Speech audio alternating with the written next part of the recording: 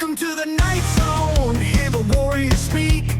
Life's the battlefield and we ain't feeling weak. From love to the game and the power we seek. Our voice is strong, breaking every peak. Talk of love and battle scars, everything that's real. From touchdown to sermon, you know the deal. Strength in every word we begin to reveal. Truth in every tale as our lives we unveil. Talk of love and battle scars, everything that's real. From touchdown to sermon, you know the deal. Strength in every word we begin to reveal. Truth in every tale as our lives we unveil. Protect and provide, we're knights in the fray. Nothing off limits, we got something to say. Life and love, fitness and fight all day. God's Night Podcast, let's ride the wave.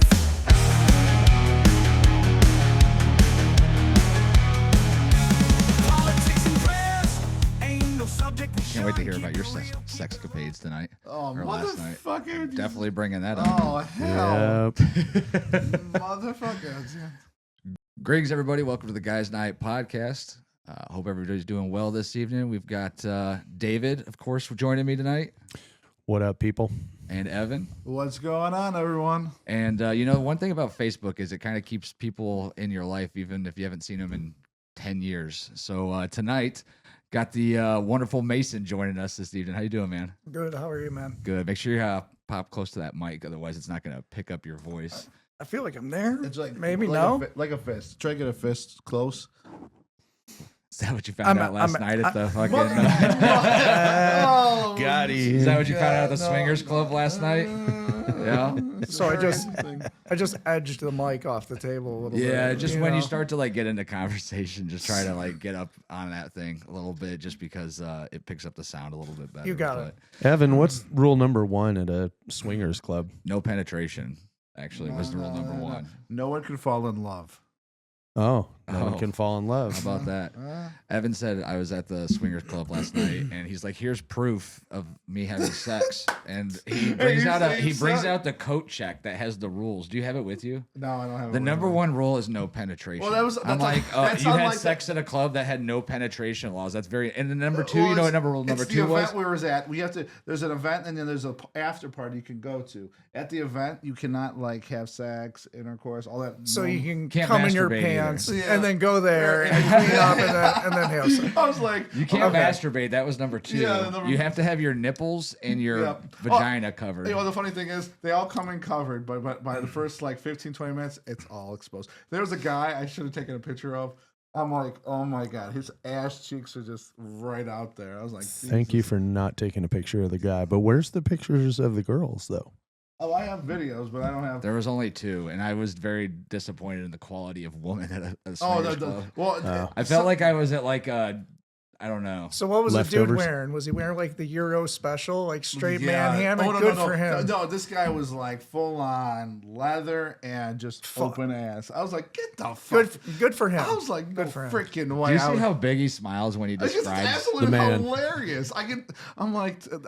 I'm expecting when I go to these events, some good looking people, but a lot of these events, unless you go to like New York City, Miami, Chicago, like the high ritzy ones, Yeah. like these normal ones are not bad, but this I'm like, Normal ones. So, Evan, two things here. Two things here. So, first of all, maybe you are the attractive people there. First of all, you're welcome. Thank you, thank you. Second of all, how did you end up in this lifestyle? oh, just a bunch of friends and like showed me the lifestyle over the last like I got invited to it like when I was in my early 20s. My friend was like, you want to go to this event with me? I'm like, okay, what kind of event? And he's like, you'll know what kind of event when we get there. I'm like, okay, so me, his wife, just got in the car and we go to this event. I'm thinking to myself, okay, we're gonna be drinking, hanging out. No, it's full on. I get in, you have to sign, you have to NDA.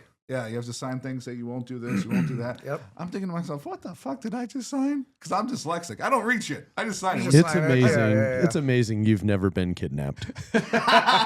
what blows my mind more is that he's complaining. They're like, oh, they're all right. Well, you're going to ones that are local, so you're like talking about some odd couple from like Richfield or something. Yeah. You know what I'm saying? No, the people drive like 3-4 hours. I heard this guy talking about it. He's all the way from like Pittsburgh and stuff and further. I'm thinking to myself, what the fuck? What it goes to show you is what Evan's trying to tell you all that are in the Ohio, Pennsylvania region, Indiana perhaps as well, is that the quality of swingers is very disappointing. I was like, So, yeah. Seems, yeah. Apparently, or you're just going to the wrong club. Maybe Yeah, that's there's it too. maybe there's the other club where like attractive swingers are. I invited thought to. the good-looking people just cheated on each other. I thought that's what happened. You know, I don't know. Hey, that might be true. Jesus. That's pretty valid, actually. Dude, that's funny. So, yeah, and we can get into some other stories too, because I got some great. Actually, you know what? I'm going to share one right off the rip. Guys, if you're in a bar wearing a wife beater and you find a woman attractive, especially if it's my wife, don't send the creepiest fucking dude in your friend group with a mustache and trench coat over to tell Did he have a beautiful was woman. it a duster? Yeah, dude. Sends his buddy over to say that, hey, my friend thinks you're attractive and pretty. And I'm like, first of all, he's wearing a wife beater in a bar, douche, all over it. Second of all, like, that's your man card. Like, you're man enough to wear a wife beater in the bar and show off the few muscles you have, but then you send your creepy ass friend to go hit on an attractive woman. It was just the funniest thing. I felt like I told the guy that came over, I was like, just, you need to go tell your buddy to put a shirt on. And He just maybe looks come like a over here by sketchy himself. detective coming to relay the Dude, information. it was so creepy. It was funny though. I was like, because you know, when you're not drinking, you're looking around, like you could just see the future. And like That's a good way to put it. Yes. like, you could just see what's gonna You're happen. seeing it unfold in time already, right? So like I'm sitting there and I could see him like about 20 feet away, like looking over this way. And it was right when one of our other friends showed up actually too. And I was like, oh, he's definitely looking at my wife or her friend. And I was just waiting. I figured he'd eventually like man up and come over and say something. But no, he sent, I could not just porn stash, trench coat, ball cap where like it's not bent down, but it's not a snapback either. It's like in between. A tween cap. Oh my goodness. It's like sticking out, like, you know, so, and he just comes up and he's drunk, so it's even worse. And it was fucking funny. But guys, seriously, if you're gonna go talk to a woman, at least go yourself. Like, don't set the creepy dude in your friend group. Like, it's funny too, because I'm like, that's like, what a terrible way to give off a first permit for what's the word? First impression? Yes, Yeah. thank you. Not only do you not man up and go talk to a woman by yourself, so you're a huge pussy, but second of all, you send a creepy dude who then she is going to associate the creepy dude with your friend group for there on out. It's just It's like, why'd you send that perv over to come talk? Well, these guys weren't country guys either. So, you know, I think maybe they heard, you know, half a George Strait song, like, because he only heard the other half. He didn't hear the half where you got to come over with the note, check yes or no. If he missed that part, like, at least that could have been cute, but no. my God. All right, so let's get into you a little bit, Mason. I appreciate you coming out here, and you know, I've followed you for you know, some time after we used to hang out more often with our friend Chris, who unfortunately, you know, passed some time ago. In fact, I think that was the last time I saw you was at Chris's funeral. What's that been? 4 years? Oh God, it feels like It was it's been after. longer It was than post. that, It was maybe post 5. COVID. Was it post COVID? I feel like it was post COVID. It's been some time, and obviously, you know, Chris OD'd and he was fighting his own demons, and it fucking sucked. But I think when I met you there, you were clean at that point, because before that, you were When I met you for the first time. no, definitely not clean then. Oh no, I was. Yeah, hell yeah. I mean, but it worked out well. I was going through divorce. Fucking, we were out partying all the Yeah, time. It was a yeah. good time. But afterwards, like when Chris passed at the funeral, at that point you were clean. Oh right? yeah. Yeah. So you were able to get clean before, God forbid, something like that had, you know, happened to you as well. But now you're doing MMA, and I know you've been doing some roofing and stuff like that.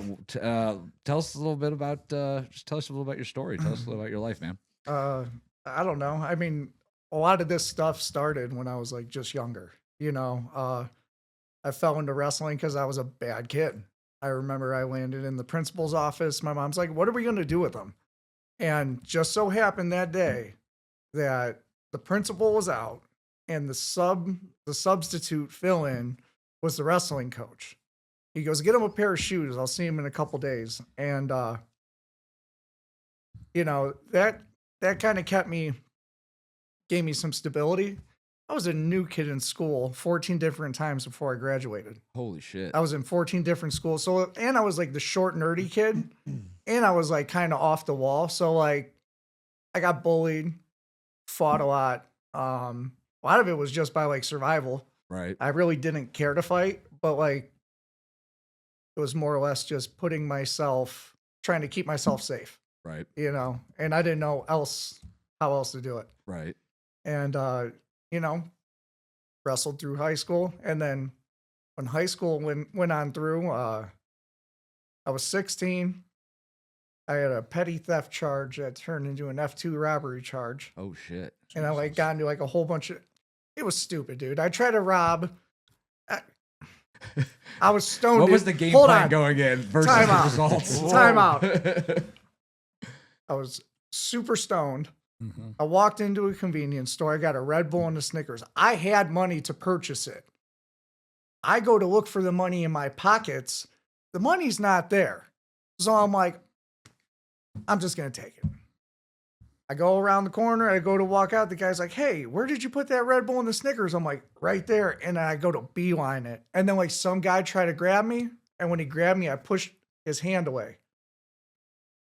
Busted his hand open on the shopping cart. Oh So a my petty God. theft turned into a robbery charge.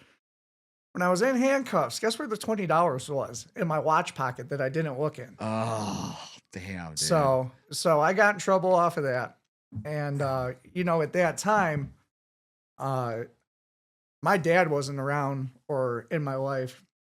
My mom, she moved a lot and I got in trouble. That's why I was in those 14 different schools. Right. And my grandparents took care of me for the most part. They stay out in Columbia Station. And so when that happened, my mom reached out to your dad. It's like, hey, this is more your wheelhouse. Why don't you help out here? And he did, came back into my life. And it was right around this time. It'll be 19 years on the 27th.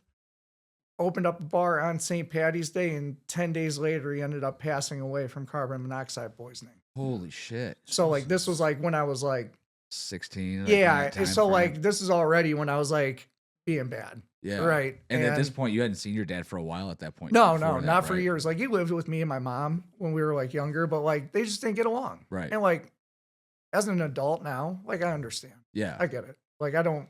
Yeah, but that doesn't help you when you're going through. And it's funny because we've had quite a few people on that have gone through addiction or gone through other things. And, you know, it's kind of that same story when you don't have those two parents in the household to kind of counterbalance you. You start making decisions without having that influence of somebody who's been there, done that as an adult. You know what I mean? So it's funny because it's people say this is almost an excuse, but it's not. I mean, it changes the way that you live your life. Like, I don't know where I'd be if it wasn't for my stepdad coming into my life when he did, because I remember at 13 years old, he kicked me out of the house because he was tired of my shit. Right. And I was like, oh shit, I better square the fuck up, you know? So your dad like literally comes back in your life right after you get in trouble. He was for coming this. to he was coming to watch wrestling tournaments, all this, and then literally like out of nowhere passes away. Fuck, man. So like at this point, I'm like sitting there, really don't know, like don't understand, right? So like I had to deal with a lot of hard stuff early. Moving, leaving, going different places left me with a lot of I wouldn't say attachment issues, but I kept people at a distance knowing that something could always happen. Sure. So, you know, I was 3.25 years in a JROTC over at Elyria High School, and I was actually would have went in as an E3. Navy wasn't going to touch me because of that robbery charge. This was 07, 08. Oh, wow. Army and the Marines would have. Yeah. No offense to anybody with everything going on at that time. I wasn't going. Fair enough. I knew better. Yeah. I knew better. Because no disrespect to anybody in the armed forces. I had a lot of buddies that went in at that time. Actually, 6 of my buddies went in. 2 of us didn't go. One of us, it was me because of my history, and the other one had a knee issue. So couldn't clear medicals. Right. So that ended up happening. My crossroads was, it's like, all right, not going into the service. Why don't you go wrestle in college? Well, I was like a 2.8 student in high school. I didn't want to do school anymore. I was over it. So I got into the trades when I got out, and that's kind of like really what it was. So at that point, you got right into the trades, like right after school. What For were you the- doing at that point? Were you doing roofing right away, or did you kind of lean towards that later in life? Or No, I just wanted money. yeah, whatever it took. Yeah, I wanted money. What was I doing? I was working at a country club. I was working at Columbia Hills Country Club, and I was like picking up whatever jobs. Like I hustled. Right. It didn't matter. My first job, I was my one buddy up in Avon Lake. His dad was a bodybuilder. They have a gym up in Avon Lake called Competition Bodies, Mark Tominick, and we're sitting there talking. And I'm like, I need a job. He goes, talk to my dad. And my first job was being a porter and a detailer down at a body shop. I was like 15 years old. I was like riding my bike there. But no, that was my first big boy job. And I didn't mind it because for some reason I like miserable shit. The years of combat sports, and it's like, oh, this is like being in a wrestling room. I'm just getting cooked in the sun and just throwing stuff around. But I like being outside though too. So yeah, that's what I did for years, and I've had a few job changes in between that, and you know, the combat sports kind of came later. Yeah. Yeah. Well, so let's talk. Obviously, you run into some troubles in high school, but let's talk about, because in order to get clean, obviously, you have to realize that there's an issue. So, Right. at what point did high school kids smoking some dope here and there become into something harder? And when did you realize that it was becoming an issue? I guess too. I don't know. I kind of always just partied hard when I was younger. Yeah. You know, it was just like, even with Chris, he had Chris had this like 98 Avenger, Yeah. little Avenger, and he had like 212s, and he'd come pick me up, and we would just get stoned as shit, go out, drink, and go do whatever. And like, my moderation never had moderation. Right. They used to call me Mace to the face, like Frank the Tank in Old School, because I'd be the smallest dude at the party getting blitzed out of my mind, and that's just what it was. I mean, I had a good time at the beginning, you know. Yeah. Like, you know, I had back issues, and then like wisdom teeth pulled that like opened the door to like painkillers when I was younger. Yeah. You know what I'm saying? And then at the time I'm like 20, 21, and you know, party hard, work hard. And one of my buddies was doing some underground MMA out in Elyria. Yeah. And you know, I hopped in a couple fights and I got hurt in one of them. And that kind of, if I could put a pinpoint on one of them after I got injured on that, and they gave me a prescription, that was kind of like the pinpoint Yeah. of where, you know, I kind of liked it more than it was needed Yeah. per se. And it just opened the door. And after that, What was it? What'd they prescribe you? Vicodins, Vicodins? like when I was a kid. Yeah, yeah. And then Percocets. So, and then after that, it was one thing to another. It was Oxycontins and Opanas. They disappeared, and then the only thing that was left was just street drugs. Yeah. That's it.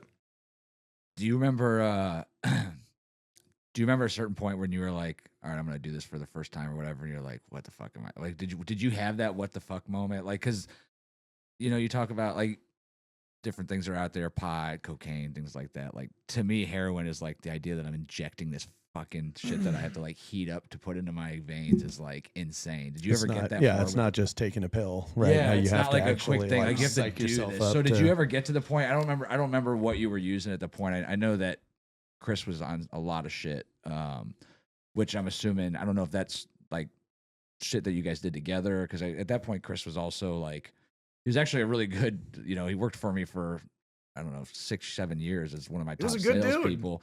He worked his Chris ass off. was but- a great dude. yeah, but he didn't know how to control himself, and it's one of those things where it's like people talk about like, oh, if I had money, I wouldn't have these issues. But Chris was one of those people, when he had money, his issues fucking like just got tenfold. You can because- amplify it with some money. Yeah, because 100%. the parties last longer. There are more days a week, and you're not struggling to pay your bills. So what do I do with this extra money?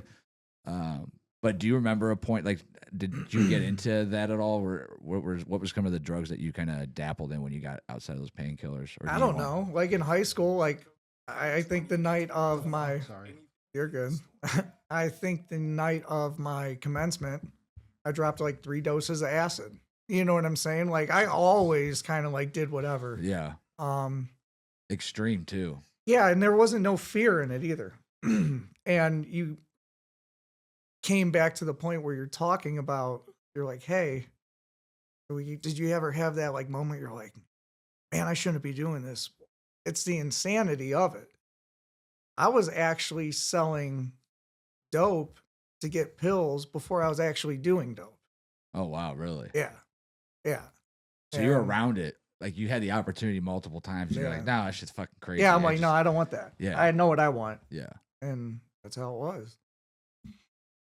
And you just desensitized to it. You Yeah. don't think about it. You're like, okay, this is what it is. I'm just going to take it to this point.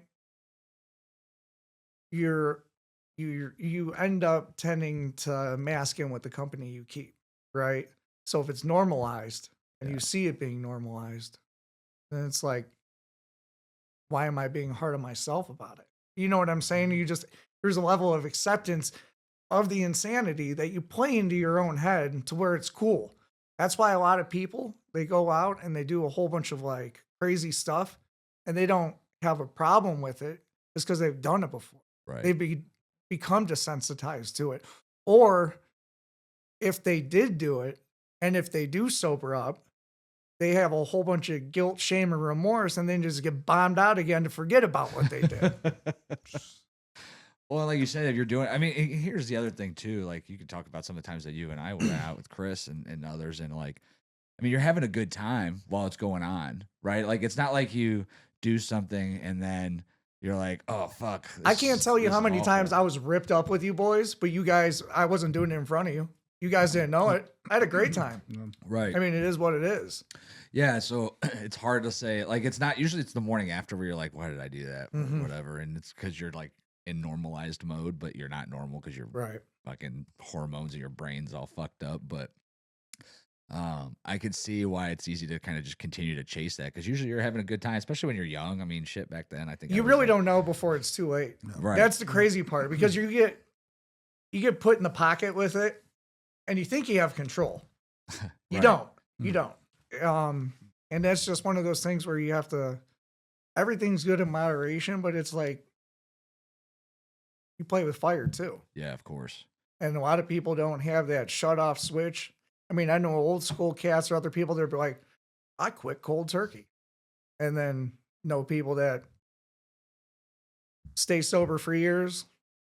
They go off the rails one time and they can't get it back together, man. Well, and it's a racket too. I mean, even, pharmaceutical wise, like they want to get you on this stuff. You talk about big pharma, and we've had that conversation before, but it's funny. Here, I'll give you a perfect example. Like, I don't know if you guys watch streaming services, but like Amazon Prime, or I'll even watch a rerun of this old show, Friday Night Lights on Paramount or whatever. Every single commercial break has a big pharma commercial. And every single commercial is like all these people that are so happy, but they're like talking about like All you the might side shit- effects that you will might kill shit 'em. your brains out, your eyeballs might swollen up. If you get a lump in your throat or in your neck, make sure you call your doctor. If your dick Don't falls call your off. doctor. Call the emergency room immediately. But it's like, like there's always everything's medicine. Even recently, my nephew, he's 14 years old. I'm sorry, 15 years old. He had febrile seizures when he was really, really young, but he's been fine all this time. And they noticed like about a month ago, he had like a tremor in his hand. So they took him in. They're like, oh yeah, he's got juvenile, what's it called? Where you have seizures? What's that? Palsy. Epilepsy. Epilepsy. Epilepsy. Yeah. Okay. So they put him on medicine right away for it. And then like he doesn't take it one day and then he has a full relapse, full 2-minute long seizure. Oh, wow. Never had one of those in his life, right? Well, at least not in 15 years. So it's like, okay, so they put him on drugs. Did that chemically change something Did in him that immediately? fuck something Right, up so that the right. first day he's off of those drugs, it like now now obviously his mom's gonna be like, and that's just all the course of 3 weeks. But when you talk into these meds, and then we wonder why it transfers into the drug side of black It's market and things like that. It's because one, you start paying so much money to get your regular prescription. Two, the doctors are willing to give it to you. And then you're like, okay, well, what's a cheaper way to get this fix or way to get that I feel good? And then before you know it, you're in street drugs. It's more than that, though. It's what they are trying, the cures that they're trying to hand out, and then the prescriptions that give you the side effects they're giving you prescriptions to negate the side effects. So this is why old people have a laundry list of medications to regulate them. Right. So I will back you 1,000% on that. In the 90s, I was a product of the ADHD. Oh, Ritalin. Ritalin, I was on that. Adderall, Wellbutrin, Concerta. They gave me everything. And you know what the kicker was? They would prescribe me. They would switch up the medication. They wouldn't even let me, give my body enough time to regulate on the medication and then figure out, well, it's not working. While they're doing that, my body's trying to adjust to every new medication, and then I can't sleep at night. Right. Will, there was nights I couldn't sleep till about 2, 3 in the morning. I had to be up for school. I remember this stuff vividly. They had to give me clonidine, which is what they give people with high cholesterol to lower their blood pressure. They had to give me something to lower my heart rate to get me to go to sleep. Because your heart rate's fucked up because of the meds that they got you on for the ADHD and everything else. Well, I have a story about the ADHD medication. I was diagnosed with ADHD when I was very young, probably, let's say 10, 12 years old. I was on Ritalin from that age up until 16. I was on Ritalin. 10 or 12? Yeah. No. Well, how old would you say? About, say, 10 years old. 10, okay. 10 years old, because my parents are old school. They couldn't, they put me in the corner. I was hyper. I was going like 50,000. I was going all over the place when I was young. I was outside, inside. At this point, did they know you couldn't read? Yes, I was diagnosed with dyslexia very early too. Dyslexia and ADHD very early in my life. Dyslexia, I was probably diagnosed with that when I was probably in the 4th or 5th grade. Okay. And then I went to a private academy, but that's a whole different story. Yeah. I was just curious. Yeah. But then, with Now, the wait, ADHD, were you in the 4th or 5th grade, or are you in the 5th or 4th grade? a little bit of both. A little bit of both. Got it. But when I was diagnosed with ADHD, as soon as they diagnosed me, they wanted to put me on Ritalin, and for the first 4 years, 5 years, I hated it. You hated the Ritalin? Yeah, I hate taking it because I had mood swings. I had mood swings constantly when it was on the Ritalin. And get this, when I got off the Ritalin at 16, my diabetes showed up. Oh, interesting. Wow. So I was never diabetic, but it's the about 3 months after I stopped taking Ritalin, I wanted to bring myself off at about age 16, about halfway through middle school, because I'm thinking to myself, I'm not taking Ritalin. My parents were like, "Oh, we could get you on another drug." At that time, You what? Are you Googling that right now? If Evan's full of shit or not? No, if coming off of Ritalin has any direct impact on diabetes, because I'm curious if there's evidence of that. That's what I wonder always, because I told my doctors that, and they're like, "There's not enough research. We don't know." Well, I'm thinking to myself, like, could something in the medication could have been holding off the diabetes that whole time? or vice versa. Yeah. Or it could have gave you a predisposition for it. And that's Yeah. what I also think, man. It's like, so that the reason why I asked you the age is because they started showing it to me when I was like 5, and I stopped when I was 10. And I remember being when I was 10 years old, I stopped. Dude, I wanted to kill myself because I didn't know how to feel. I remember having suicidal thoughts, being in the classroom like I'm going insane. When I was on Ritalin, I was quiet, but when I was off the Ritalin, I was hyperactive, like constantly. Like, this is how I was before I was on the. If you would have met me when I was on the Ritalin, I was a quiet, shy. I was putting my head against the wall in a corner all the time. See, and it's interesting too, because like it's one of those things where it's like, oh, you know, what's wrong with these kids? I don't know. Maybe because like in the 40s, they didn't have TV. They didn't have all this different stuff. Overstimulation. Right. So, and you know, parents stopped worrying about specific bedtimes, like just all kinds of different stuff like changed over time in the way that Well, it's only going to get worse. You see the kids running around with the tablets, the little tablet babies. my Oh, gosh, it's terrible, dude. man. And then they're throwing a fit at 4 years old, and then they're going to be like, what's wrong with you? I don't know. Give them medicine. Put them on this. And I have my own story with Adderall. I took it because I wanted to have a good fucking time. So then I was like, oh, I'll just come up with I've done that too. Yeah, I'm going to party all fucking night. I don't want to feel like shit. I want to get up the next morning at 6 a.m., go to work and feel like a rock star. I mean, it was amazing for my on-task ability. Like, and, you know, I started to actually think like, maybe I do have an issue because like I'm so much better task-oriented now. Like I could knock out a day's worth of stuff by like 10 a.m. and zone in on a bunch of different projects, especially as work. But what you start to realize is, one, how like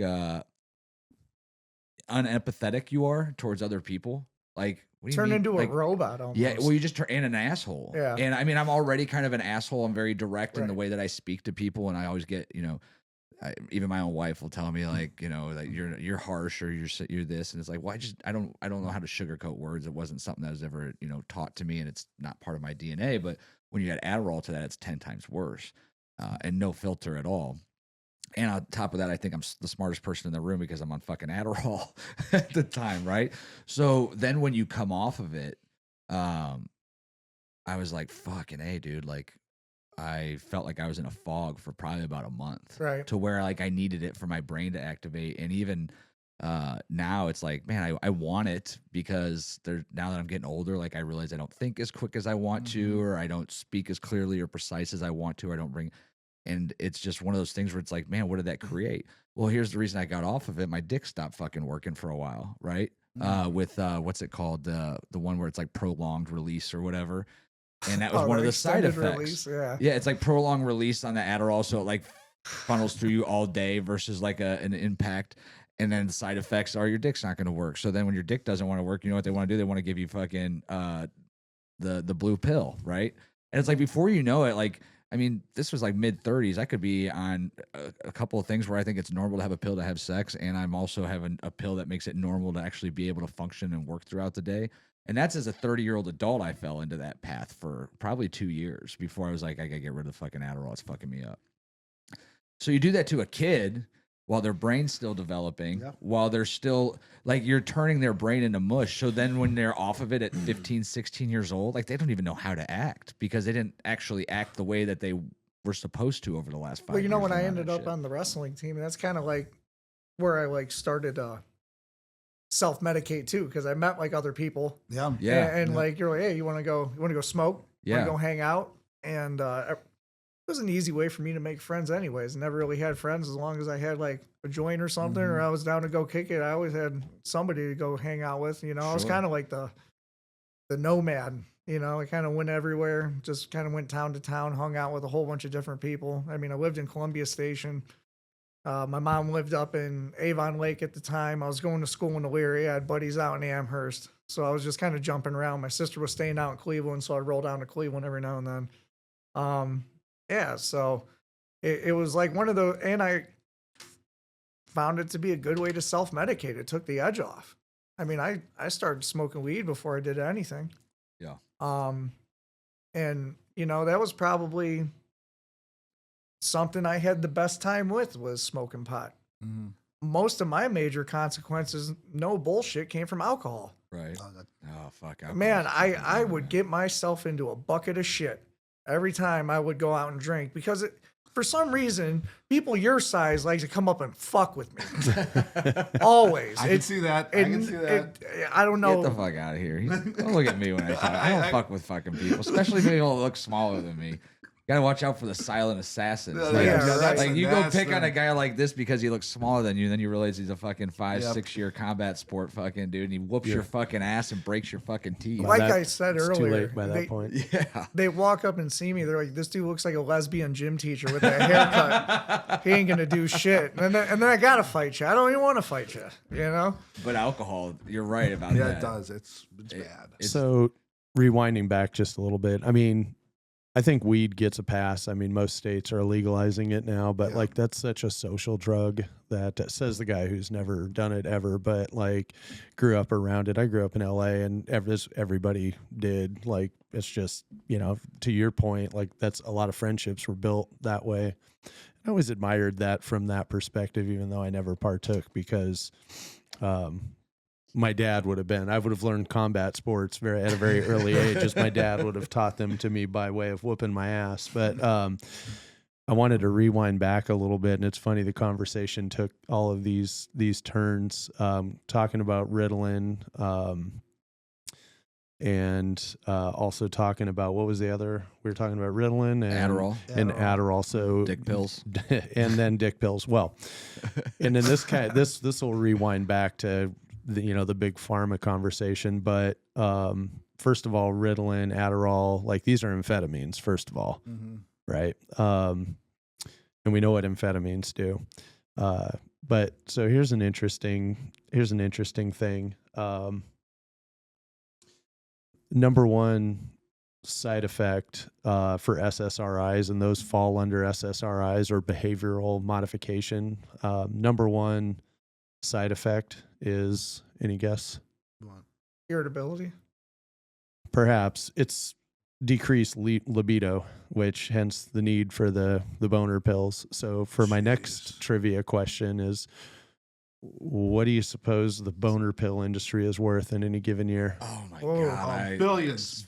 Especially now that you have like all these over-the-counter ones, like Blue Yeah. Chews. I see advertised. Fire. Hims we just talked about, which goes back to that conversation we had last week. Why were Hims created? The boner pill for Hims was created because their hair pill fucking side effect is their dick don't work. So then they created a pill to make your dick work while you're getting your hair filled in. That is fucking crazy. So dude. annually, it's just over $1 billion a year in boner pills across. All right, let's all be of them. fair here. How many of those are old men and how many of those are Adderall users Well, is what we got to know. I gotta tell you, I'd Here's- say that's probably closer to 50-50 to like over Yeah. 40 I would as versus well. under 40. I would as well. I mean, I can tell you as, somebody who has never taken any SSRIs ever and doesn't need boner pills at my age still. Well, for me, for also diabetics, believe it or not, because you got to understand it's blood flow. Yeah. Diabetes. I don't have any problems yet so far, thank God. But I know some friends that literally Asking for a friend.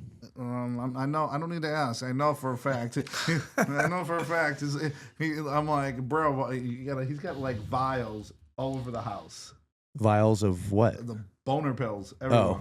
Everywhere, because he's a little younger than Is me. he injecting them? I mean, why would they be in vials? No, fucking, he just throws them around in like plastic bags all over the house. So any time his wife was in the mood, he could just pop one in. Oh, that's like hiding guns in your house in case somebody breaks in. You got your couch gun, you got a knife over here, but he's got boner pills. Yes, Like, he oh my does. God, she got frisky in the laundry room. So Yep. Well, so much goes into that. So just real quick stack, about 1 in 4 men under the age of 40 are taking some form of ED medicine. Mm-hmm. And that goes back to not only the side effects from all these medicines that people put on, but that's a conversation we had when PH Performance was on about how the level of testosterone went from, I think an average was 800 to 1200 10 years ago, 15 years ago, and now it's like 300 to 800 because it's based off of a sliding scale on the average of the current. where did that stat come from? I'm just curious because this sounds pretty low. Men's Yeah, it health is. reported through 40% of men. Single care. I'd Sure what this be is. curious to know, like I have no data that would argue it, but I think that number's higher. So actually, ED is a common condition affecting 77% of men worldwide. In the U.S., 24% of men, with rates as high as 52% in those aged 75 and older. Men have a risk of heart attack, strokes. Only 25%. Oh yeah. you might die. 81 billion. Is it worth it to you, sir? I don't know where that stat specifically Oh, comes You, from. just curious. like you gotta I have thought it like was- good it's- heart to be on some of And those. then Looks like it's coming from Google AI, actually. Yeah, it is. So- It's AI overview. Okay. So while it's difficult to pinpoint the exact number, studies suggest around 1 in 4 men under the age of 40. I just think that number's curated because I would bet money that it's higher. That's medical based, You right? think higher? I think it's a higher Really? number. Yeah, because going back to that argument of, it's pills for just everything. Kid is not focused. Kid is getting in fights with his sister. Kid is getting sent to the principal's office. Like, so today's version of, Ritalin is those numbers are just way higher, way higher. And I think, Well, also, I mean, I know people specifically have taken it just because they had a night out of drinking heavily and they just Yes. wanted to be able to not to avoid the whiskey dick when they get home, right? So it's oh like, yeah. it's used almost as a I don't think that number's. Oh well, yeah. Yeah, this I isn't think including the that. 1 in 4. I Yeah, think. but the scenario you're speaking about are most likely not prescriptions. Right. Let's Right. be Well, fair They here. could be. Right. They could be because I'm sure it's not That's- hard to get a doctor to. I mean, what are they going to do? Test you? Like, hold on. Hey doc, I think I'm having ED problems. Well, Hold on a second. Nurse, can you come in here for a minute? We're gonna test this right now. Got a hot tool on that thing. Can you come No, milk this no, man, seems please? to be getting hard just fine. It's just another kid in here lying to get his ED medicine for a fucking whiskey dick avoid. How hot is the nurse in this situation? Do it again. Can you do that thing? To close the loop, Evan, I did find one article that said that there are some studies that suggest potential link between long-term use of Ritalin and risk of type 2 diabetes. Yeah, I was just gonna say this one just says it's not directly known to cause diabetes, but it says the use of ADHD medications might be associated to a slightly increased risk of developing type 2 diabetes. Oh, I'm fucked. Particular in medicine at atomoxetine. Yeah, interesting. The bigger part of all of Think that. of the lawsuit that would be if you could justify diabetes man. being Oh yeah. like where's the attorney that's out there right now to listen? I know a girl.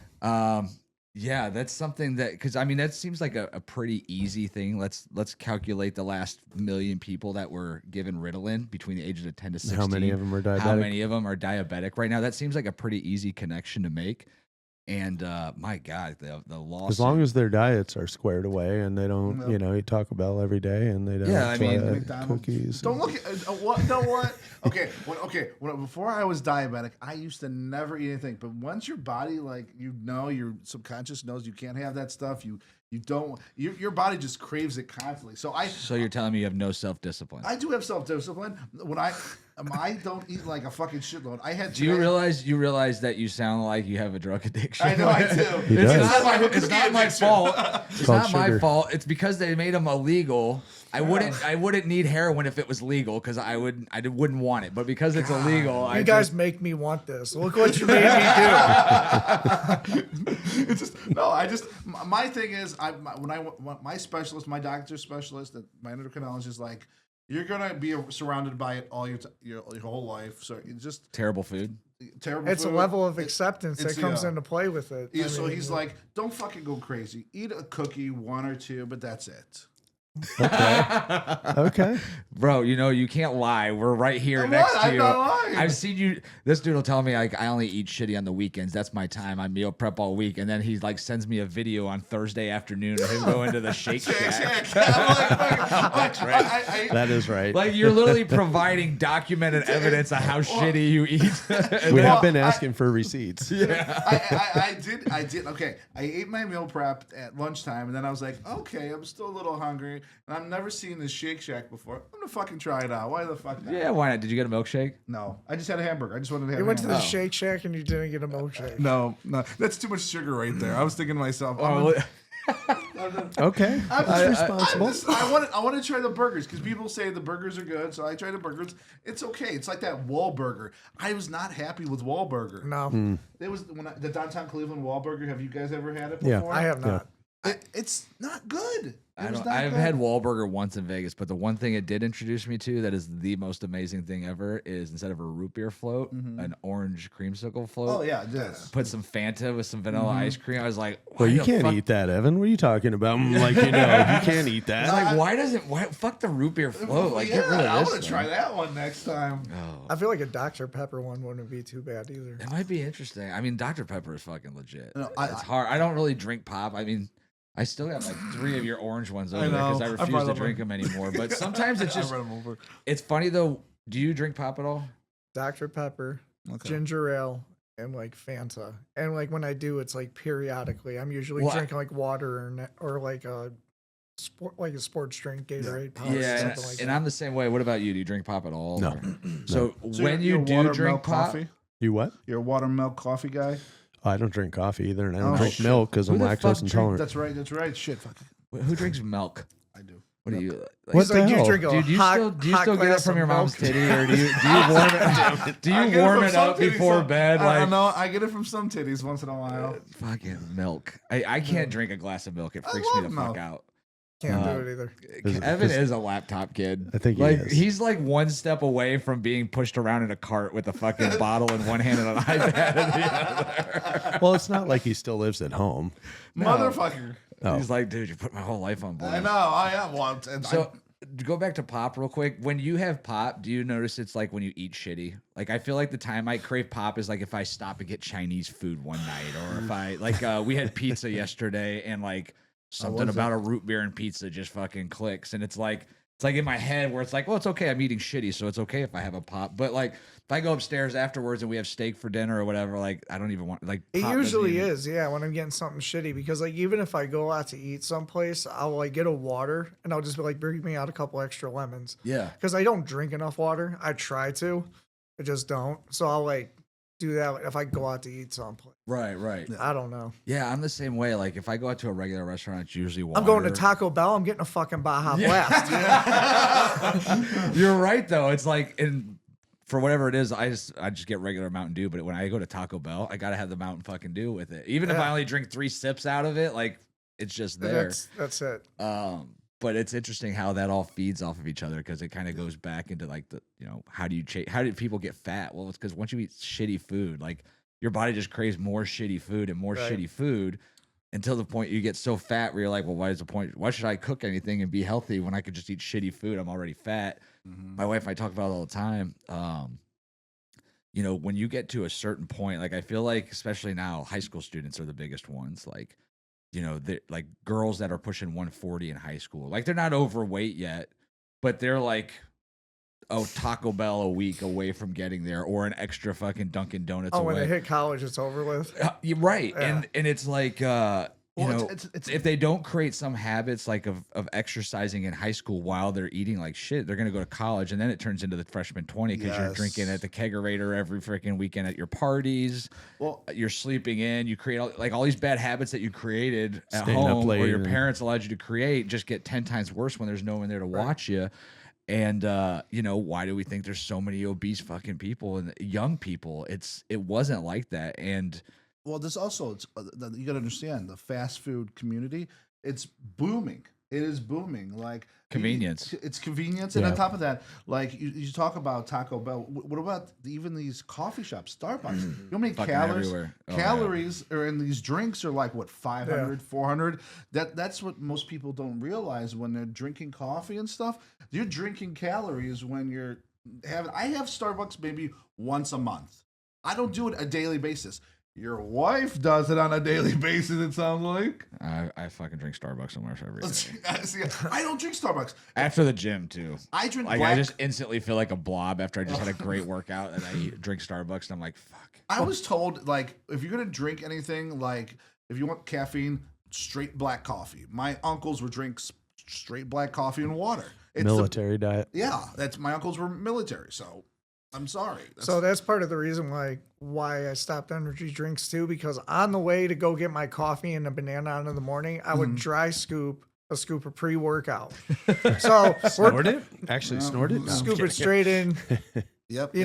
Take a swig of water. So we're talking about 300 milligrams before I drink my coffee, and then I was getting like a prime or something with it too.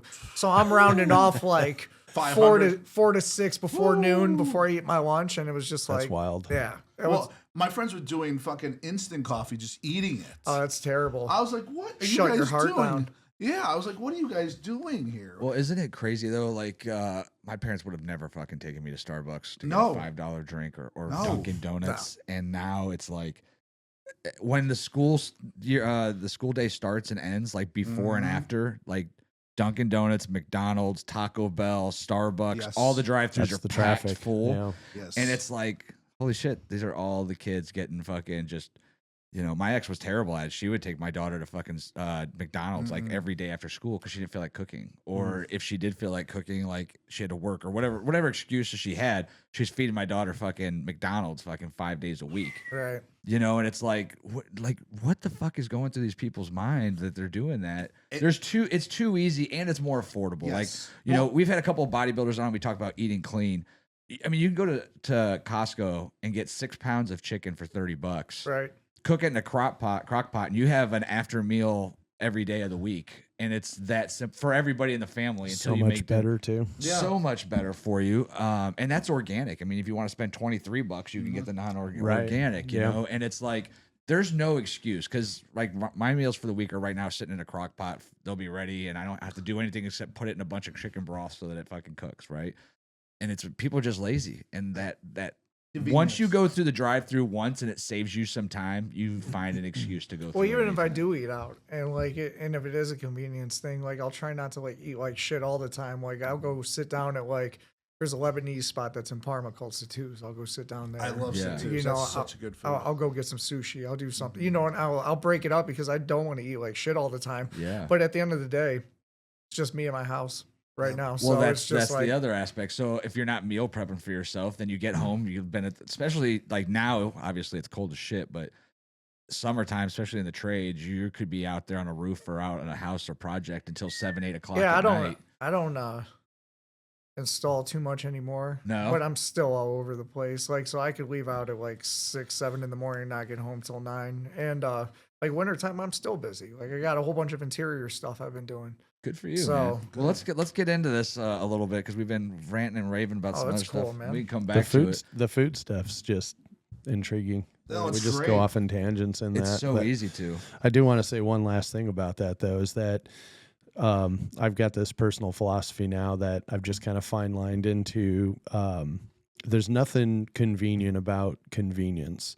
Like in thinking about food in particular, and like why are we where we're at? It is convenience. Like, and there's quality and convenience are just two complete different things. They're never going to be the same thing ever. Whether we're talking about food, relationships, marriages, Work. work, right? Like, I mean, the easy path is not necessarily going to be, you know, the highest quality path, and it's the same thing for food. But yeah, it's interesting stuff. Well, I mean, people eat like you said. You stop at the gas station every morning. Like anytime I stop at the gas station in the morning, I can 5-hour see, energy drink, Yeah, I see the. Well, I was gonna black say, and mild. I see the. Black and mild. All right, now we're talking about my crutches.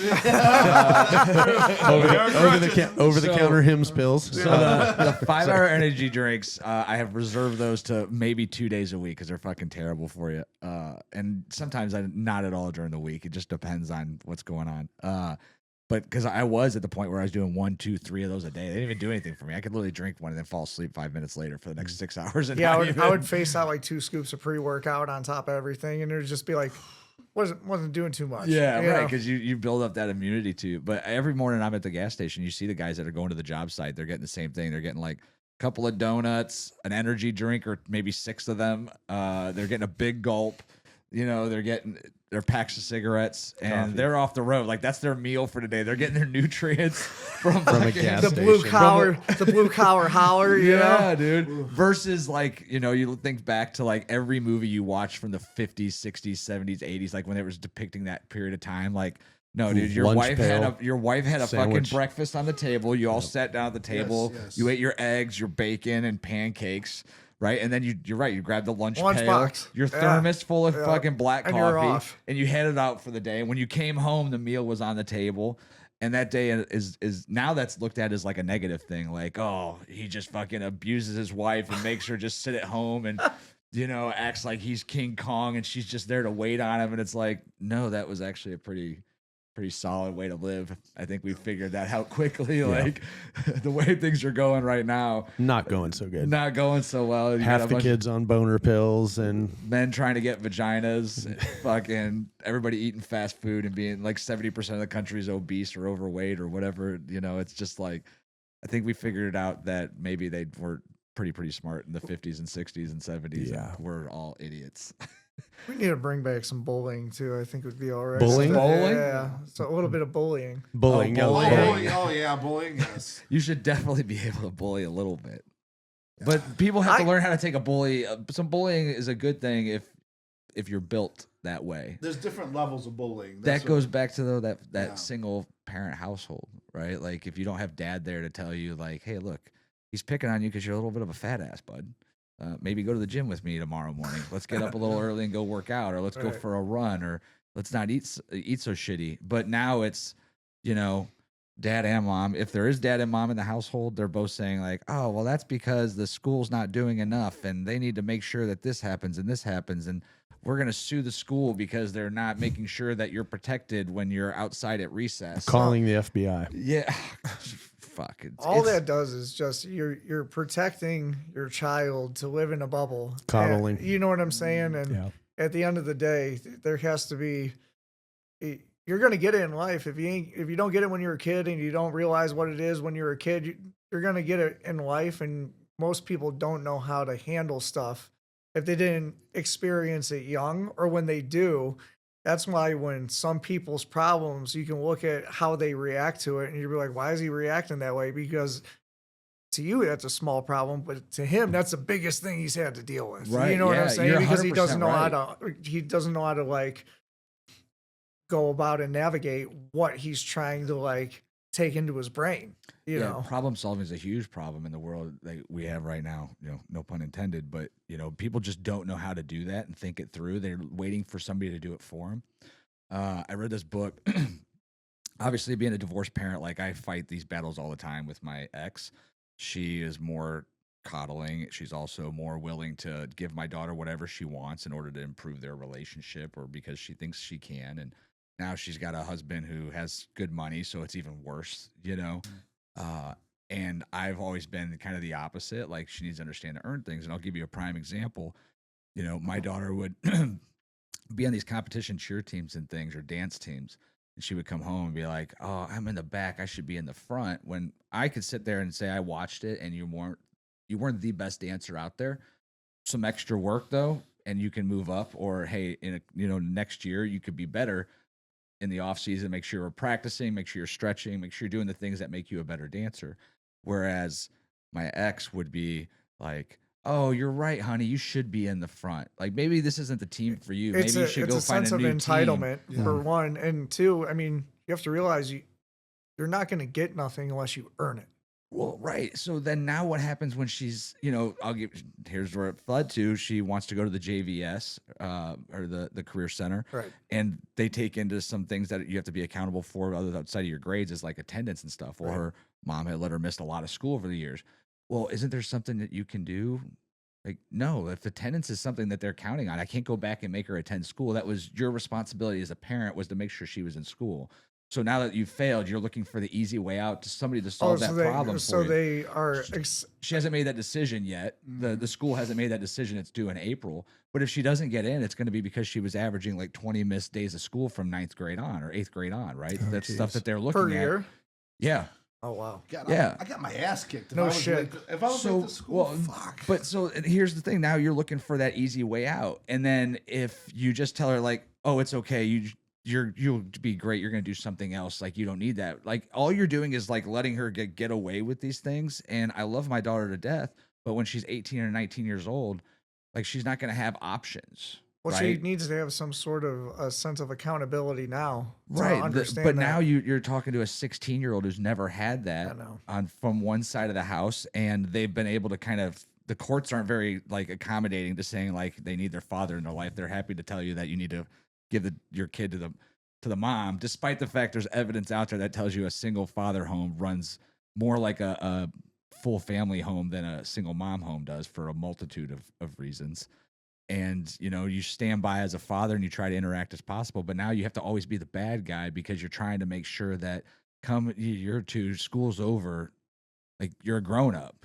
Like, I know you're still 18, but like, and you have the whole life ahead of you, but like, things need to start. You need to start doing things. You need to start figuring things out, and you haven't had to. So you talk about that coddled society, and you have a bunch of 20-year-olds out there, 25-year-old kids out there that still don't know what they want to do. They still live at home at their basement, in their parents' basement. Their parents are still cooking them dinner. Their parents are still giving them money when they need gas money and all this different stuff. And it's like, that's an adult. Yeah.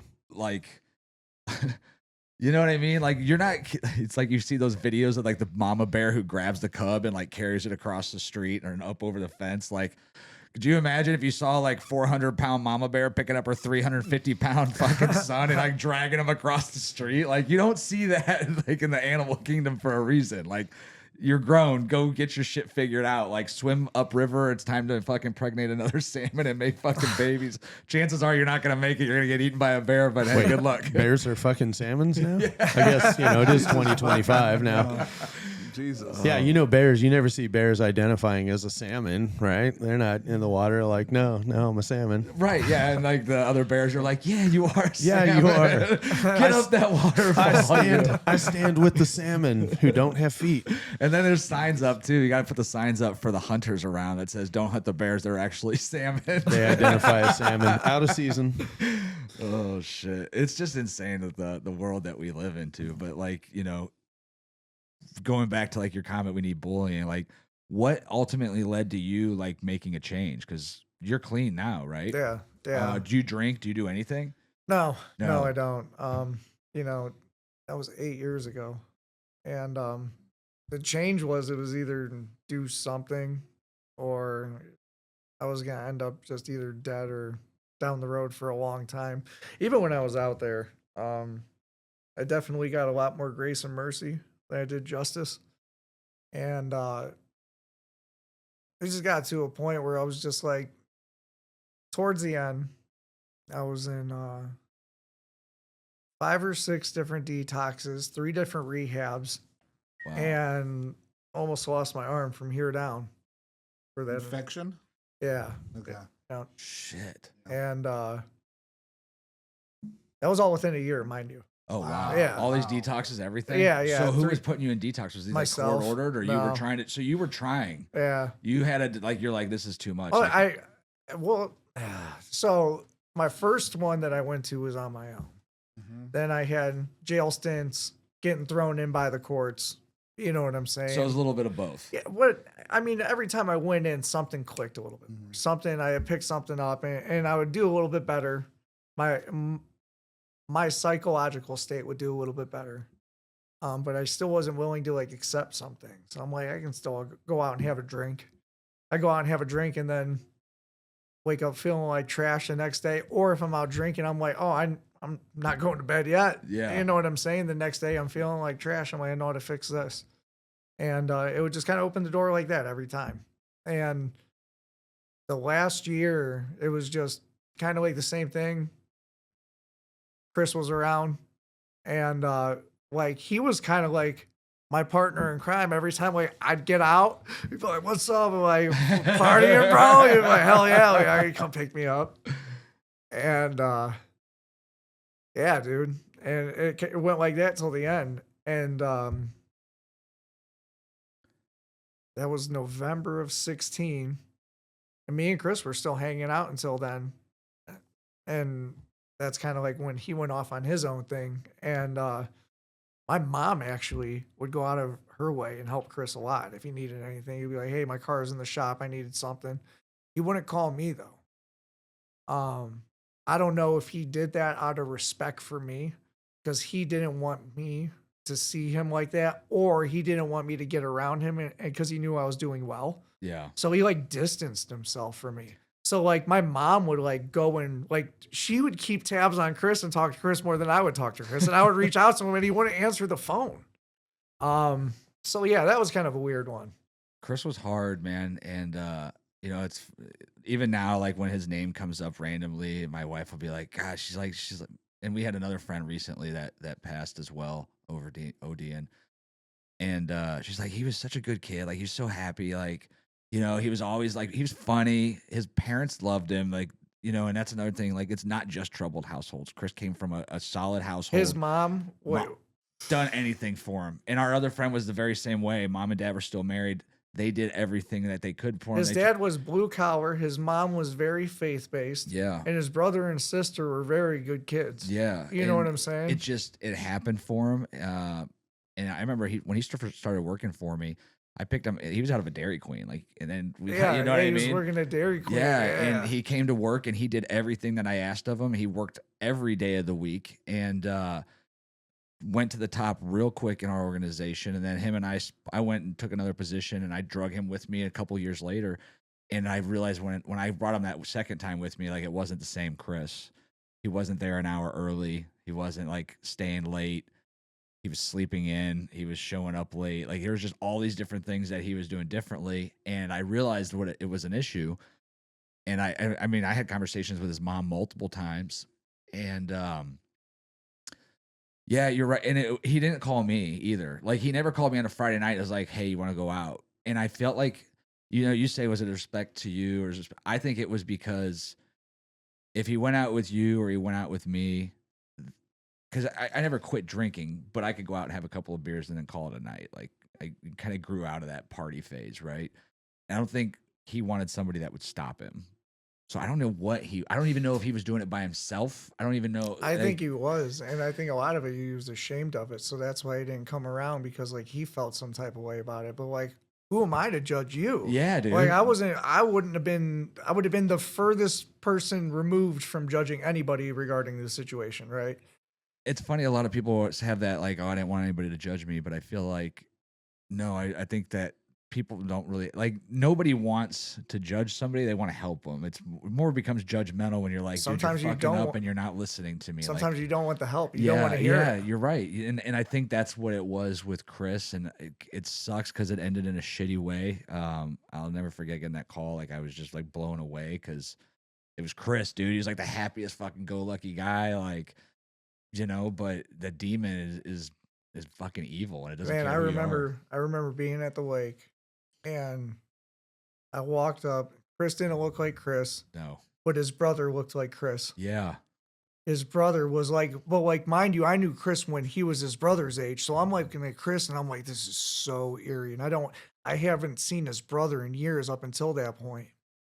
And I'm talking to his brother, and his mom looks at me and she's crying. She's like, Mason, she goes, can you tell me why this happened? And I thought about this too. And I was like, I couldn't remember what I said. I said something pretty cold-hearted along the lines of, I'm like, he was able to make the same decision that I made.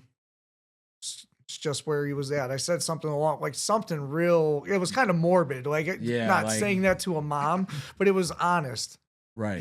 But it came from a wholesome place, because that dude was like my brother. Yeah. But like, I wanted her to know that don't blame yourself. Yeah. It's nobody's fault. That's where he was at.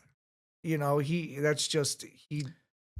Well, and that goes into, this is right at that point in time too, where like fentanyl and stuff was getting introduced into that stuff. And it's like, who knows? It's like the guy who did cocaine in the 80s versus the guy who's doing cocaine now at 2025. It's different. It's two different things. Like, it's like Wolf of Wall Street, like when he's doing it for fun during the workday, like you need cocaine to keep you wired. Now it's like you do cocaine 4 times and you're slightly hooked to fentanyl and you have no idea why. And now cocaine's not the same. And now I bring that up, and it's because like Chris had those choices, but did he realize, like, who knows what else he was legit hooked on? Because nobody's testing that stuff before you do it. Nobody's watching. He what was an you're upper doing. guy. Yeah. He was an upper guy. He did not listen. He messed around with downers every now and then. Like if we went out and me and him like grabbed a party sack, you know what I'm saying? He'd take a little bit of mine, but then like he didn't really want any, right? So my thing is like it didn't make sense when it happened, because that wasn't his party. Right. The only thing I could think of is if he got something from a dealer and they weighed it up on the same scale, they put it in the bag and Chris did whatever with it, and it was over with. Right. That's one of my theories, because that wasn't him. Yeah. So I don't know, dude. Yeah, it's scary how that fucking comes out. But so when I saw you there, you're like you're obviously doing great at that point. And I remember thinking like I assumed you guys were still hanging out. I didn't even realize you were clean. It'd been a couple of years since we'd seen each other. And when you're in that scenario, do you think to yourself like, fuck, like that could be me? Like if I didn't like quit, is that something that, and even today to this world, do you still like when things are really like news is out there regarding these things happening to kids and stuff that are on drugs and stuff like that? Do you think like, man, like thank God that fucking clicked? I mean, a lot of it's just being, a lot of people end up not staying where they need to be because They're not grateful for where they're at. And that's what kind of kept me where I'm at. Because I know, me personally, no matter how hard life gets for me, that stuff isn't going to make it any better for me. I could probably smoke a joint. I could probably go out and have a beer. Do I want to chance it?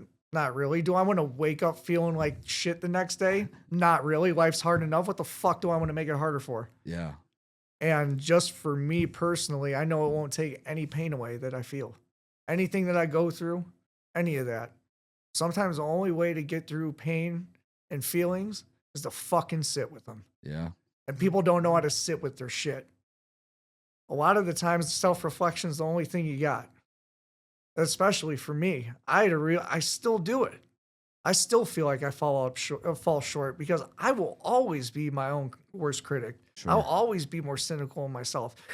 I'm not saying that like I'm not ungrateful for where I'm at, but I also think I could be doing more, and maybe that's just something that I put an expectation on myself that I shouldn't. Well, I think you're doing something wrong if you can't look back. That's like, all right, like today, we went out, the last couple of nights, we went out dancing and stuff like that, and we were out late. And I wasn't even drinking, so it wasn't because of that. But this morning, I was just dog tired, and I didn't set an alarm last night. I was like, I'll just get up when I get up. Well, it was 11 o'clock.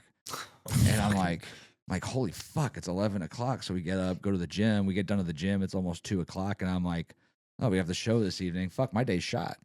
And it's like, it's not the same to like, I'm going to have a drink and then feel like shit the next day. But it's like, you have to have that thought and you're like, I just wasted like 4 hours of a day. Like I could have got some stuff done and now I didn't. Like if I feel like you can't do any kind of self-reflection on like these different things, that then you're fucking up. And when you say like, we'll have a podcast where we'll actually have some bourbon and drink once in a while, and then like if it ends at 10, 11 o'clock at night, like the next morning at the gym at 5 a.m., I'm like, oh, why did I fucking do that? Yeah, you feel Like, Jesus. Now it takes me, now I'm 43 or 42 years old. Now it takes me 2 days to really feel myself at 5 a.m. and I need a good 9 hours of sleep 2 nights in a row in order to catch up versus the 5 or 6 I need during the week regularly. But I usually get 6 mandatory anyway. So like I can set an alarm, but my body will like almost cap me out at about 6, and that's it. And I'm usually up going. yeah. But there's some days where I'm just like dog tired. We go to bed at 10:30. I'm up at 4:30. Like, what the fuck? You know what I'm saying? Like, what is this? And I'm just mad the rest of the day. I'm eating breakfast, like something at like 10 o'clock. I'm 6 hours into my day. It feels like lunch, but I'm eating breakfast. I'm like, God. Damn. Yeah, and then like 2 o'clock hits, and you're like, "Oh fuck, there's that wall." And then catch a second wind at 4 or 5. Yeah, dude, I do it all the time. Yeah, it just totally fucks the day. All right, I gotta take a leak real quick, guys. Hold on a second. Time out. And we're back. All right. Since we're back, should we talk about one of our sponsors, like onlinetherapy.com? Yeah, that'd be a fantastic thing to do. When Yeah. you're going through struggles in life and you need help, check out onlinetherapy.com. One of our brave sponsors is happy to set you up with the counselor that you need. And if you don't like it, that's okay. You could switch just like that through the click of a button. Make sure you check out onlinetherapy.com. I treat mine like Tinder and just keep going through. I don't want a dude. I don't want a dude. She's hot. She's hot. I've been talking to All her. right, let's go with her. She has kind eyes. She does. I hold the phone down low like this so they're looking up at me. This hand free. Well, never mind. Anyway. So, you know what else would suck and could cause a need for therapy is when you're out on a date and your ex shows up and your date and your ex have to have a conversation for 3.5 hours at the bar that you're at with all your friends. Oh, shit. Does anybody here have any experience I with know. that? I wonder about that. No names, please. I'm going to get on with my therapist right now while we're bringing up this topic. Yeah. That was a good time. Yeah, Evan, why don't you share your story from last night? Because it definitely wasn't me. Like, I was definitely not enjoying a nice time with the girl I've been talking to and have my ex show up. I don't know how I would handle that. Like I've run into my exes multiple times, and the way I handle it is I shut down and I leave. I literally don't say anything. I just shut down and leave. If I ever see her at like I saw one of my exes at a bar I was hanging out with some friends, and she just somehow stumbled in with her girlfriends. I literally shut down. I told my friends, I'm out. I'm closing my tab. I'm out of here.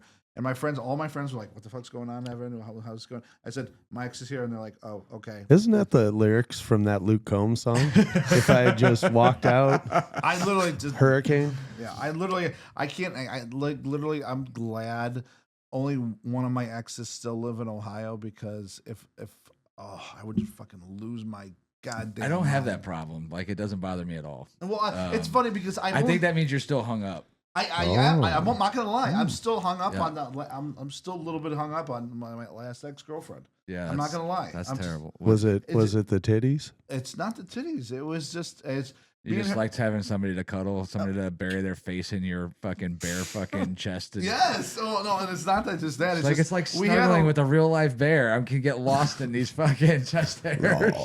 No, it's the like we had a lot in common. We both like comic books. We both like playing video games. We both like TVs, like watching the same TV shows and stuff. We both had. She does photography. I did photography, so it was a lot of things in common we had. He sounds really nice, by the way. Oh, motherfucker! See again? I see the old pick on me. Yeah, so ladies that are out there listening, if you're looking how to display your red flags in public, just talk to your fucking current dude. Or if you like TV shows and comic books and Yes, everything, yes. hit them up. Hit them up. Hey, don't leave them out on a fucking branch. Shit. I will watch Pokemon with you. There it is.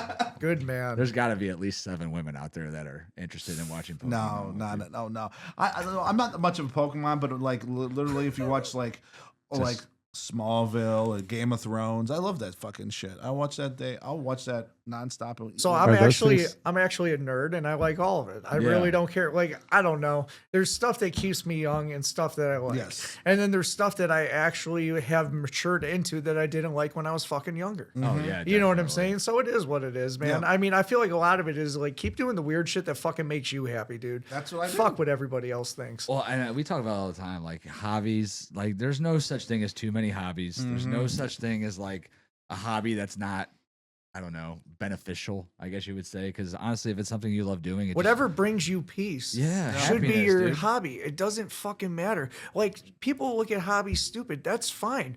But what is it doing for that person right. is the fucking key. You never know. That might be keeping that person in the pocket. Yeah, Yeah. you're 100% right. Like, I mean, we've all got different stuff that we enjoy, and you know, it's funny. My wife would be like, "How much you gonna spend on this hobby?" Because it's not like you can just half-ass it. And I'm like, Right. "Well, when have you ever known me to half-ass anything? Like, if I'm in, I'm like, in. Full I'm ass. A full ass, full ass, bear. both cheeks, Yeah. like we're Spread. going in. Let's go. But my hobbies are going to be the same way because I'm one of those people like, well, if I'm gonna do this, I'm gonna do it right. Right. It's like this podcast when we first started it. Like, other than the cameras, I went all in with everything, and then I upgraded the cameras. Which the reason that I go all in is the same reason. Like, oh, I just upgraded the cameras, and then I got to fucking sell the Well, old cameras, and I don't get as much for them, or you know, maybe I do. You but take pride in what you do, man. yeah, absolutely. That's it. So anybody who is a winner or has the mentality to be successful will always do that. If they see something and it's not part of what they envision, they're going to spin back on it. Yeah. They're going to fix it. If you really give a fuck, you will. Mm-hmm. A lot of people don't take pride or have the craftsmanship to do what a lot of people do or the vision. Right. Right. Yeah. So if it's not where you want it to be, that's okay. You can reroute it. Figure out where you can pivot from to make it work. Hell yeah. Well, let's get into your MMA. I know we've already been going for a couple hours almost, but so I don't We'll go a care. couple more. Fuck it. yeah, I really ain't got nothing else to do. get up early tomorrow and get to work. Yeah. All right. Well, so you fought last year, or did you? 2 not years fight? ago. 2 years ago. 2 years 2 years ago, ago. you had 3 amateur fights. Yeah. Well, let's hear how you. All right, so you get clean, Yeah. and then you're like, I'm gonna get into fighting again. Because I feel like I remember seeing like all of a sudden your social media like start populating like I'm training or I'm doing this like and starting to get into it, but then you never really saw anything about the fight, so I didn't know. What So I you got a were actually wild doing. story for you. So when I was in rehab, we had a group room where, you sat there And he did a whole bunch of like gay shit, like talk about your feelings with another man. So Evan's like, damn it, yeah, but be you know what? forever. I needed that gay shit at the time. So I'm sitting there, and there was no eating in the fucking group room. And there's this dude named Sean Cameron, bless his fucking heart, dude. This dude's jacked. He's probably like 180, 190, 5'10, 5'11. He's yoked. I'm sitting there eating a cupcake. And he literally comes up and he smears it in my face and it runs up my nose.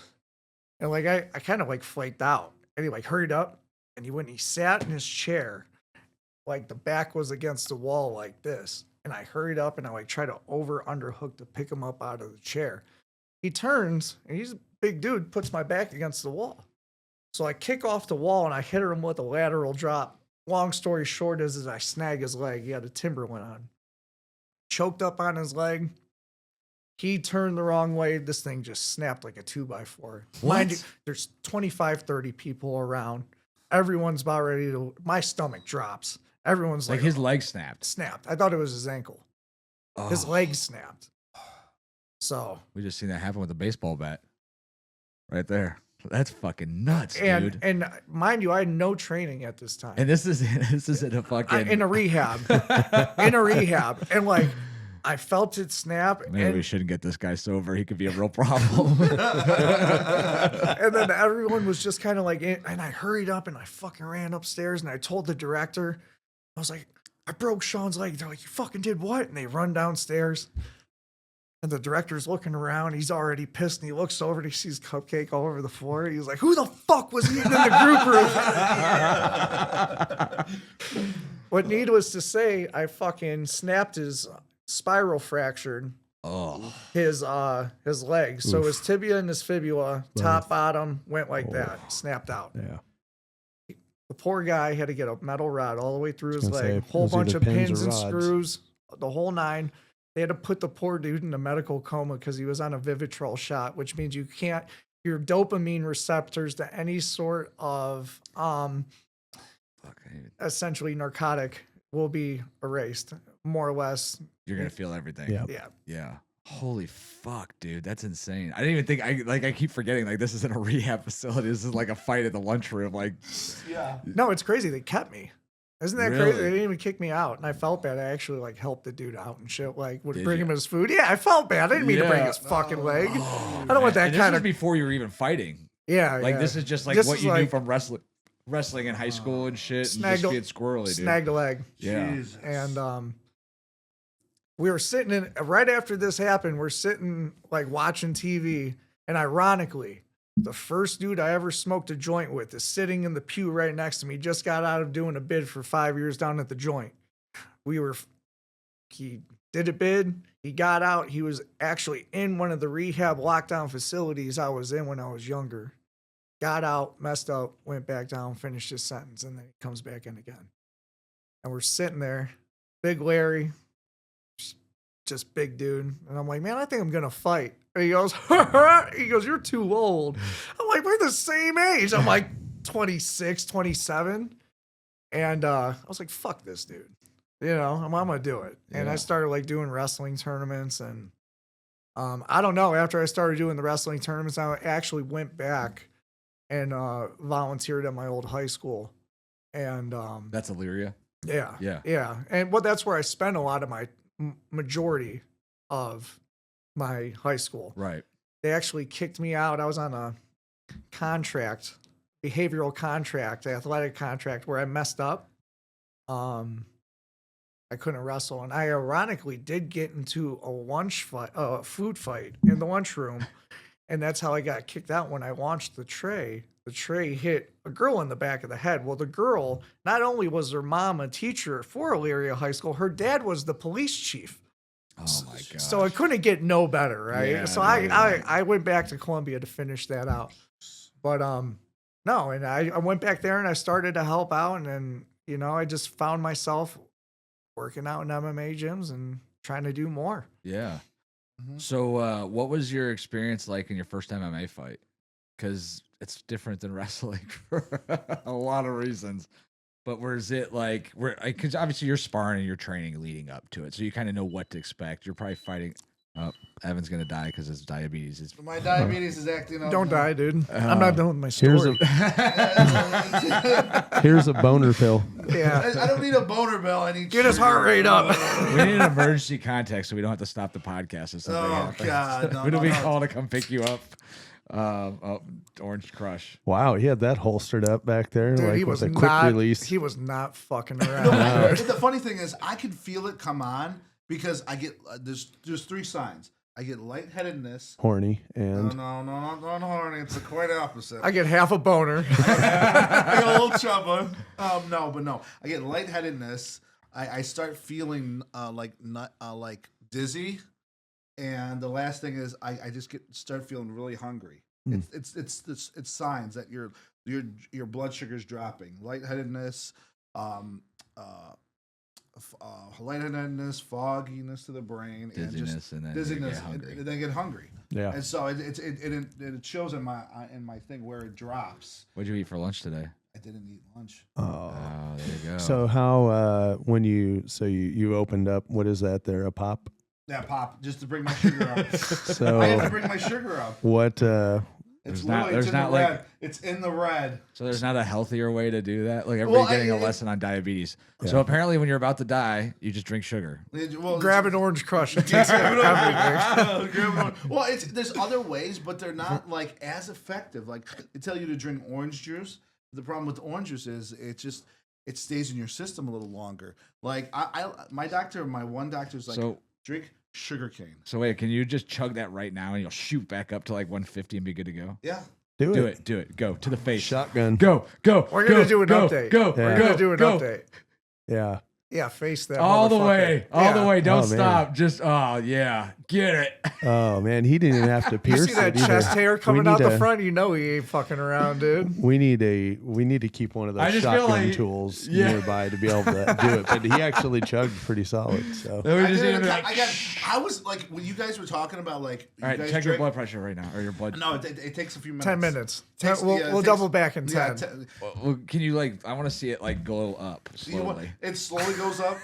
is there a way we could have gotten that fluid into your body to where your body would 66 process right it any now. quicker? All right. So What it's- if you boofed it? Would it Yeah. would it get it to you any faster? I was watching this one guy. There's a Instagram guy that's a medic and stuff, and he's like, oh, and he makes these stories. Wait, about, well, how's that going? Eddie does. What did you do? Yeah, the sound effect.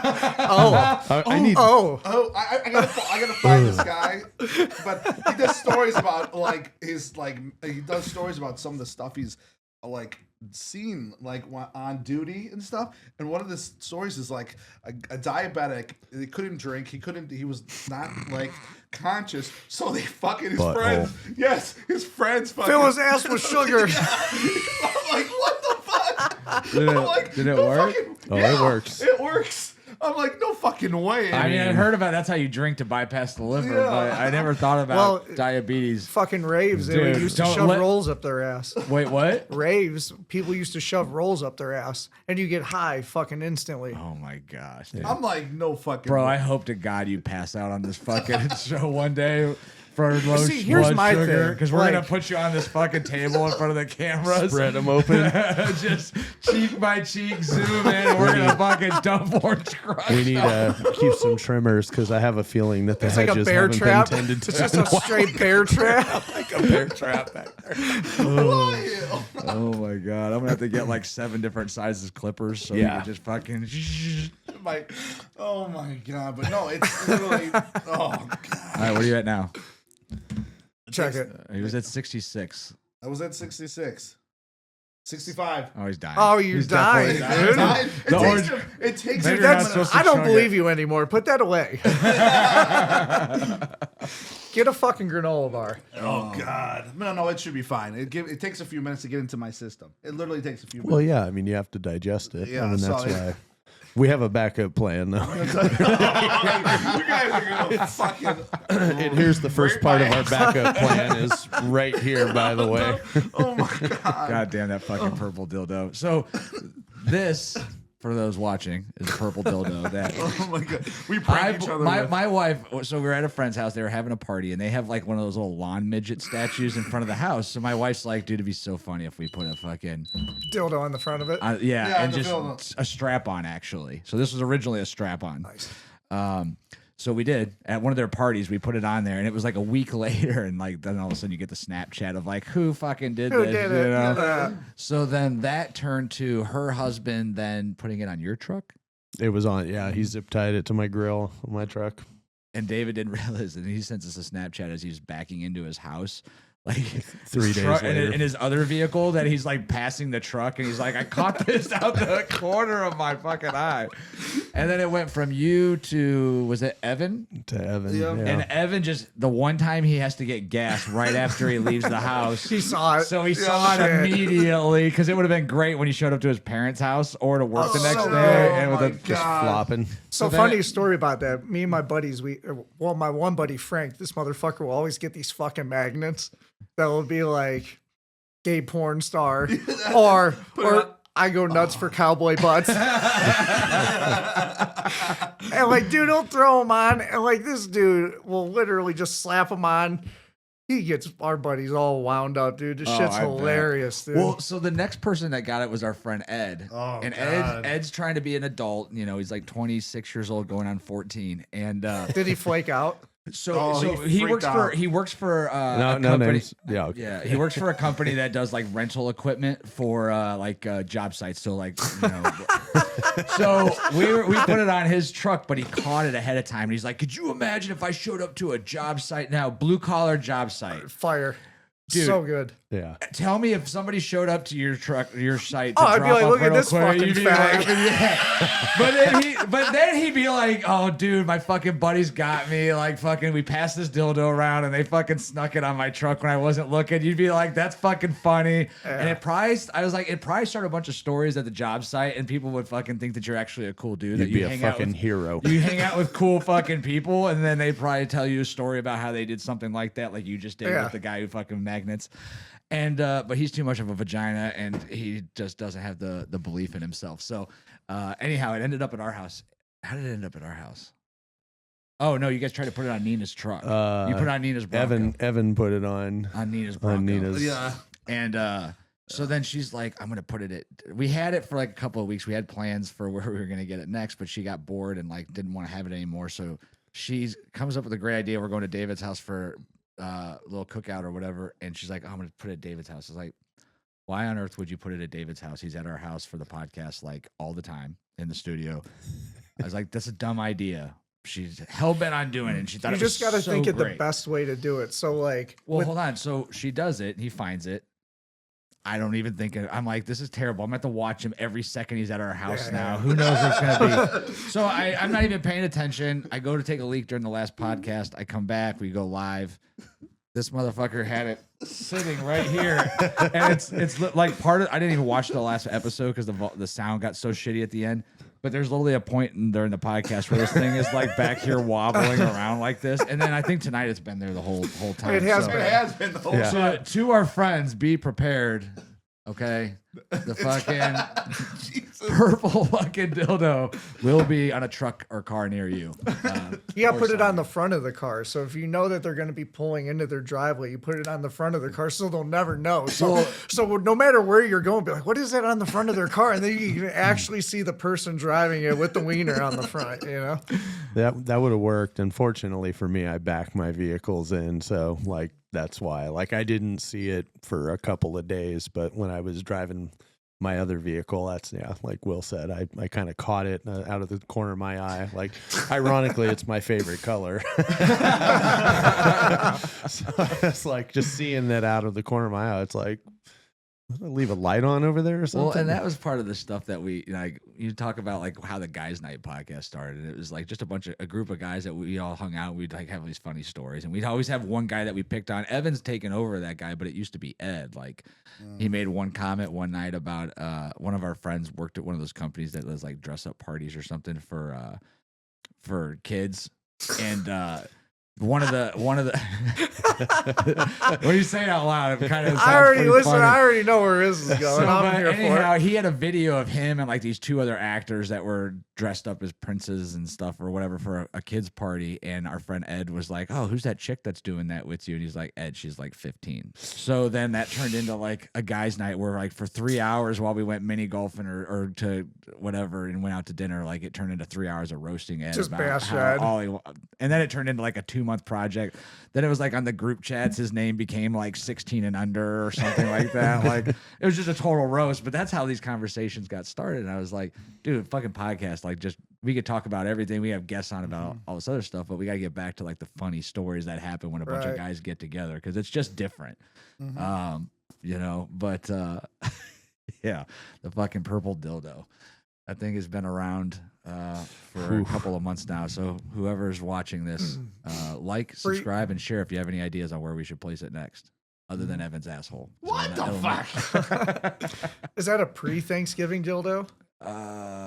What's that? It's a pre-Halloween. That probably is Yeah. pre-Thanksgiving. I'm trying. Yeah, because it was Halloween was the first party that got yeah, Halloween. rolled out. So it's got some mileage on it. It's Oh, been yeah. floating around. It's been Fuck worn. yeah. It's been worn out. It's definitely been. I wouldn't be surprised if it's been used. I was going gonna to say it's I'm not sure for what. I know your dogs have had it. I did. Chewing on it? It was used as a retrieving aid with my retired canine. We had some fun with that. Actually, the dog didn't want anything to do with it. He's like, get that fucking that thing. He's probably like, that thing smells. Who had it last, Pops? Like, why are you throwing this thing for me to go get? Every time like David would shout commands in it, like fucking, he would just look at David like, "Are you fucking sure? I don't know about that." I should upload that video. It's actually pretty funny. That is a pretty funny It's a video. great video. All right, so let's try to get a little bit back on topic to finish up the night. Fighting. So fighting, you decide you're going to make this transformation at 26. Where'd you start training, and how did you like? How does somebody even go from, hey, I want to get into the fight world? Like, where does that? I really didn't know where to start. So I think when I started, I was doing like open wrestling tournaments and stuff like that. And then when I actually started training, I was probably 28, mid 28. So when you say open wrestling tournaments, I remember open tournaments I when would I was in high literally- school and stuff like that. But like, can you be an adult and wrestle in those tournaments? I was going to college open tournaments at Gotcha. the beginning. So, I you was, can do that as a regular individual. Yeah, so oh, that's I w- pretty cool. So I was going to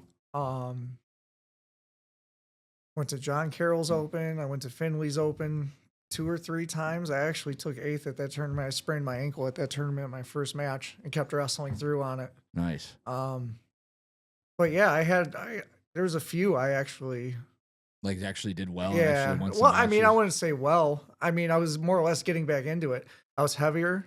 My body composition was different. That first wrestling tournament, I cut from 157 down to 133 within 3 weeks.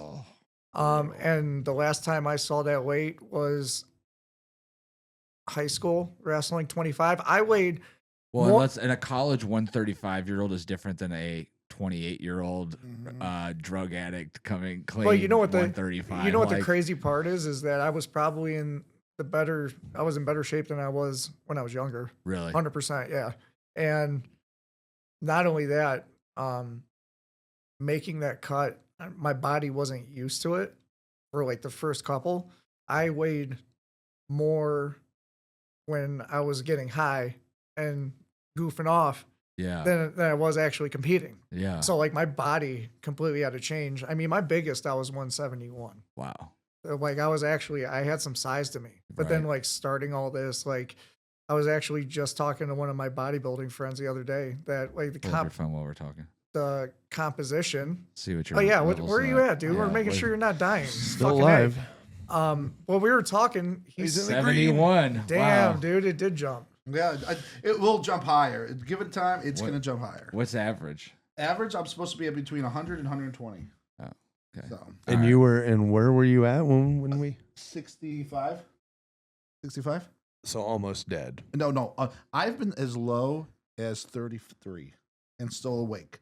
But the problem was when I was 33 one time, I didn't know who I was, where I was at. I was covered in sweat. Like I was covered in sweat. This I was sounds- stumbling around like a This- drunk. are you sure this wasn't last This- night at the swingers? Exactly last night at the Swingers Club. It sounds My like hips still hurt from last night. I can't wait till that short comes out and it's just Evan talking about I was 33, drenched in sweat, didn't know where I was at. purple You mean the dildo. swingers club last night. Yeah, I'm just gonna take like little cuts and clips from the whole mother- fucking thing. Goddamn. All right, so Go ahead, get go, back go, to go. Some of that. 171 at your heaviest. So then you're trying to cut down to 133. Well, I mean, at my biggest, I was 71. Right. But 57 when I got back into it. And it was just rough. I mean, I remember I was like blasting like 9 pounds in a day to make sure I could eat at night because my body was putting the weight back on. Like it wasn't used to the crash diets that I used to like habitually put myself through, like the wrestling and stuff. So I had to like get back into that. And, you know, a lot of training, COVID delayed a debut for me. I didn't make a debut until I was 30. For MMA, you're talking MMA. about, yeah. I was almost 31. And the reason that is because COVID happened. I had injuries and stuff like that, but I had a ingrown hair in my knee that went septic and turned into MRSA. I thought I had water in my knee. Oh, damn. Damn, And dude. all of a sudden my knee's like this big. And I'm Yeah. looking down at it and it's like a water bed and I'm like poking at it. They go in, they drain it.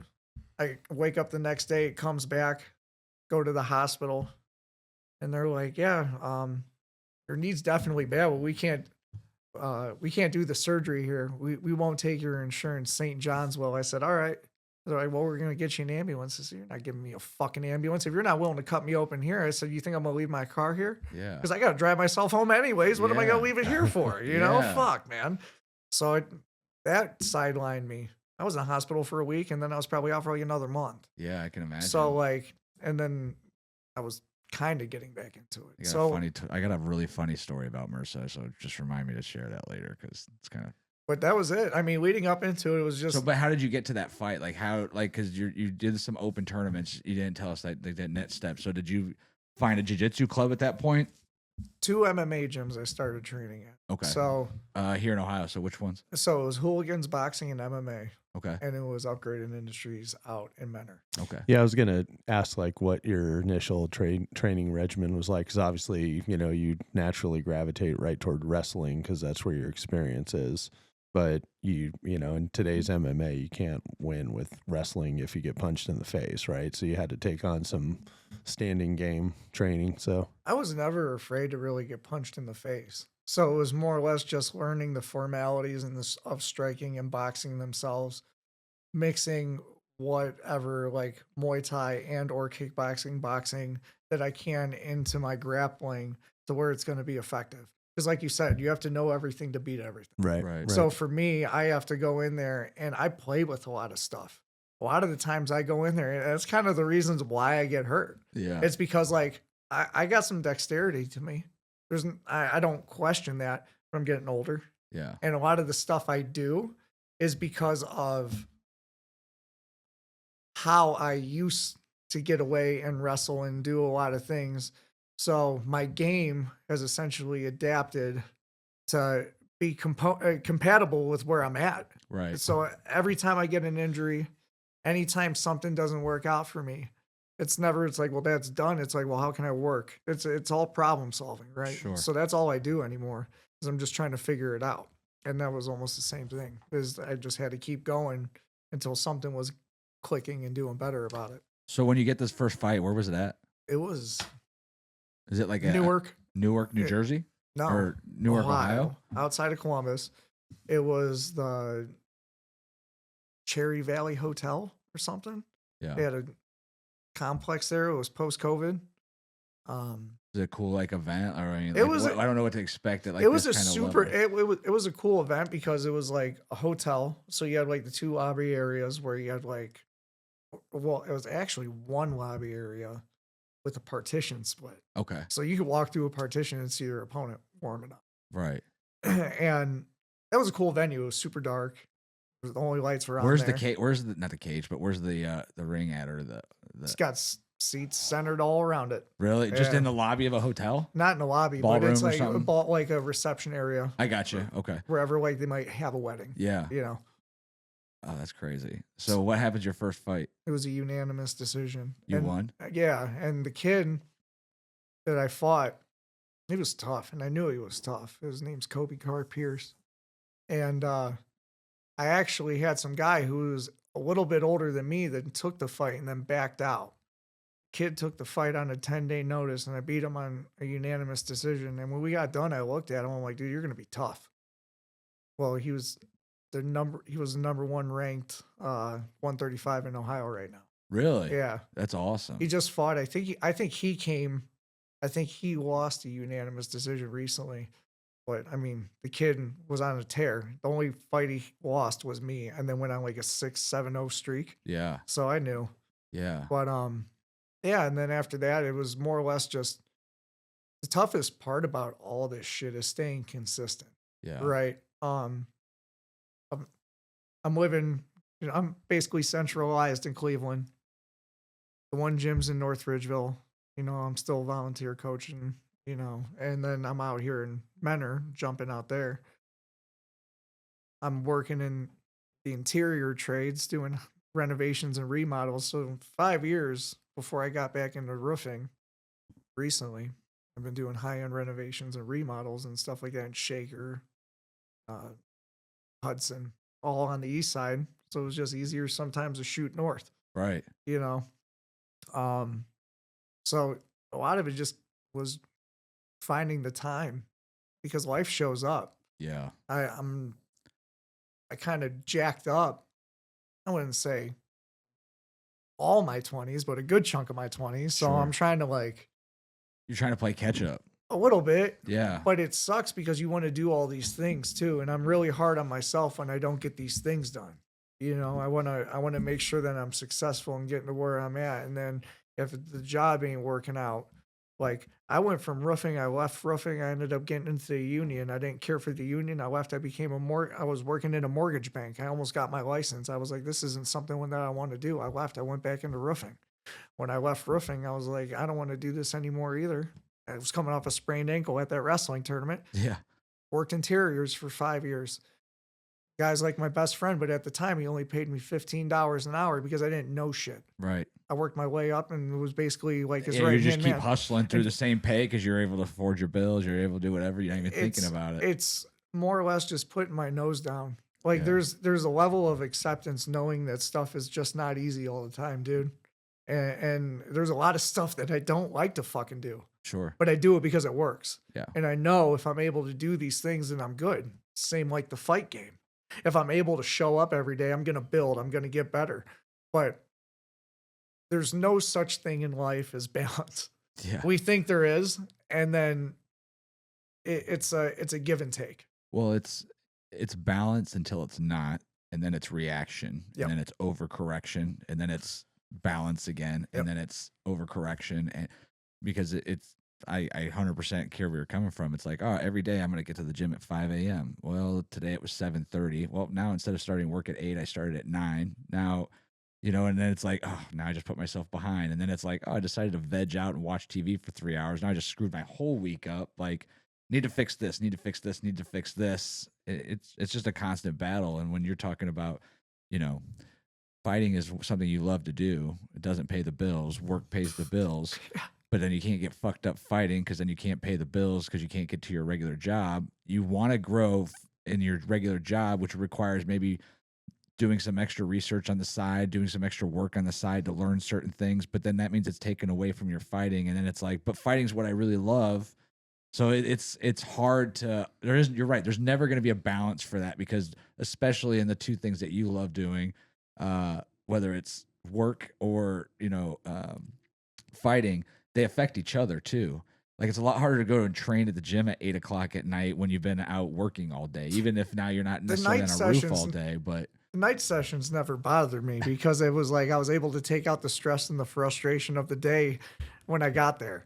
It's the wear and tear on my body. So it's the next morning after you spent the whole day working the day before, then you went to the fighting the night, and then you wake up the next day and you're like, oh, why can't I move? Yeah, and you're just jacked up, and I got to take it in moderation. Like I would train really, really hard, and me and another fighter were talking about that recently, to the point where like you'd hear guys talk like they take no days off, but when they're taking no days off, they actually have a rest day.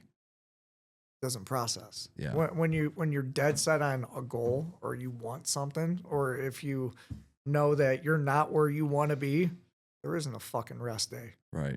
And that's how I operate. Because I mean, if it's enough to bother me, for me to draw back my thoughts to it, then I got to take care of it. If I don't, it's one of those things where it just, I'll let it control how I am based upon my own shortcomings, if that makes any sense. Yeah, of course. So, when was your last fight then? 2 years ago. 2 years ago. So you've got to kind of decide to do something quicker than later if you're going to Oh do yeah, a fight yeah. again. I got a clock on my back for sure. Yeah. So after that last fight, I get, kid was tough, man.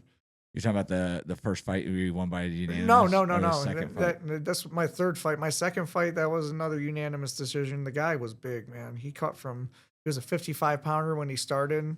He lost, dropped to 45, he won, and then he cut down to 35, and I won by a unanimous decision. Wow. But he was big. Yeah. I mean, you can see us in pictures. There was a size difference. And So 2-0 at that point. going Gotta in, feel pretty good about that. Like, Yeah, yeah, one of my first two fights. Okay. I was going in against another 2-0. I knew he was a tough dude. I knew the gym that he trained out of. How'd the fight go? I got TKO'd in the first round. Holy shit. We had an exchange. We stood at the beginning, and we had an exchange, and I remember we both went in for a body shot. And when we went to go turn in to rip a body shot, the crown of his head hit my temple. And I couldn't remember where I got hit from. I was like, man, I got hit from somewhere. Where'd I get hit from? And then like that happens, he backs me up. I ended up taking a shot on him. He stuffed my shot. He was a wrestler too. So I did like a forward roll to try to bait him into a triangle. He backed out of the triangle. The ref gave us space, stood us back up. And one of the last heavy shots that I got clipped with was when he threw an overhand right. I rolled out of it, but he curled his punch down. So it caught me like right behind the ear. Oh. And I just couldn't catch back up. I had two gnarly shots. I mean, I was still getting hits in. Yeah, it is what it is. Yeah, dude. just fight, dude. Yeah. Fucking, Yeah. That's insane, man. Yeah, So, no, but the crazy part is I had a very long camp. I was actually trying to fight on my sobriety date, which would have been the end of November, at a different fight. Mhm. The fight promoter couldn't get me a fight. These guys wanted to fight 140. I said, there's no way. I'm already like a mid 35 and I'm close to weight anyways. So let's just make this happen. Couldn't get anybody. Right after that, I got the stomach flu. Oh. Lost 12 pounds, 13 pounds in like 2 geez. days.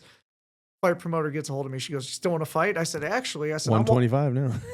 I tried. Yeah. I literally tried it. I was walking around at 36, plateaued out at 28.4. Mind you, 25, last time I saw 25 was my senior year in high school, and I wasn't even passing the fucking hydration tests. Right. So, drained out 28.4, 28.6.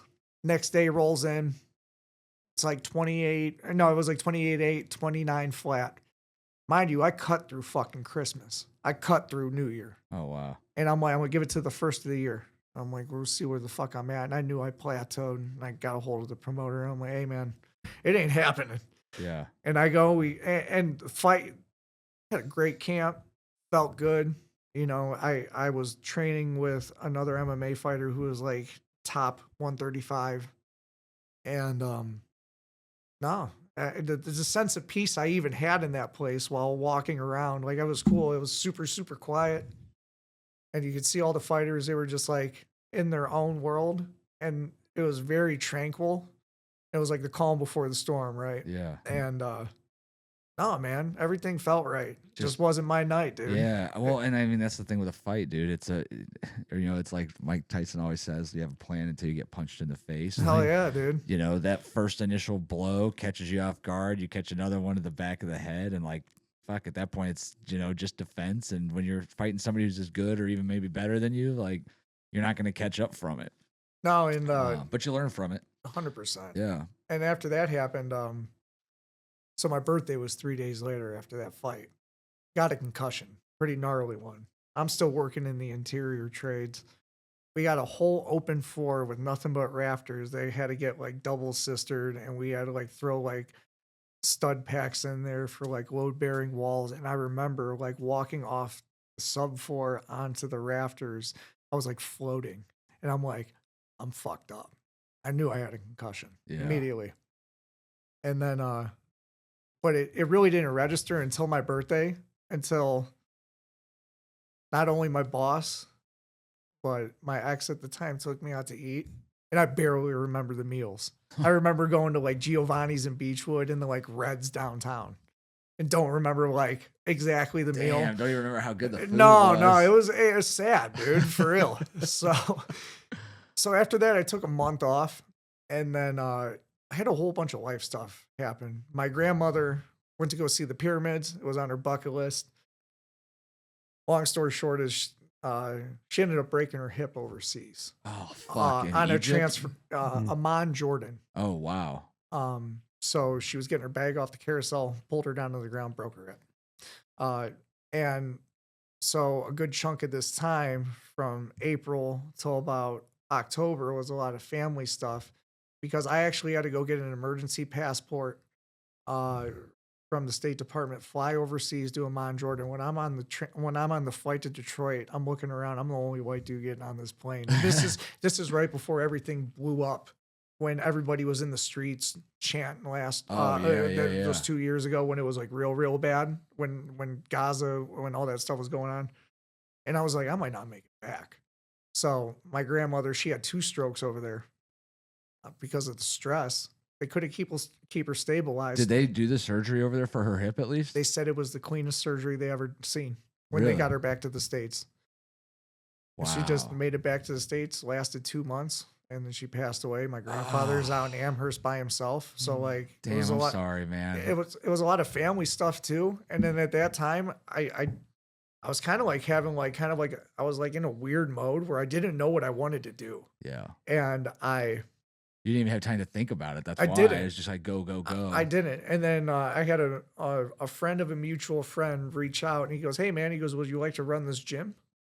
Like, and he starts telling me about it. So I ran this health club, Onyx Health Club out in Twinsburg, and the Cleveland Institute of Brazilian Jiu-Jitsu. And I was the general manager of both. And so Pablo Castro, who's the lead instructor, or was over at Strong Style for many years, he was a magistrate too. And after he got off the bench, he opened up his own jiu-jitsu spot. So, it was a cool job, man. So this was part of Onyx? Yeah, they No were kidding. right next to each other in Twinsburg. No kidding. Okay. So like, it was cool. Yeah. Like I liked the job. I liked the atmosphere. The owner's pretty cool too. I think he bought a Porsche from one of the stores that I was working at, or maybe it was an Audi. I can't remember. It was a white Emil. one. Yeah. Yeah. And I worked out at Onyx during COVID in Wadsworth Mm-hmm. for a little bit, but No, I mean everything was good, but at that time, I'm working 50 hours a week.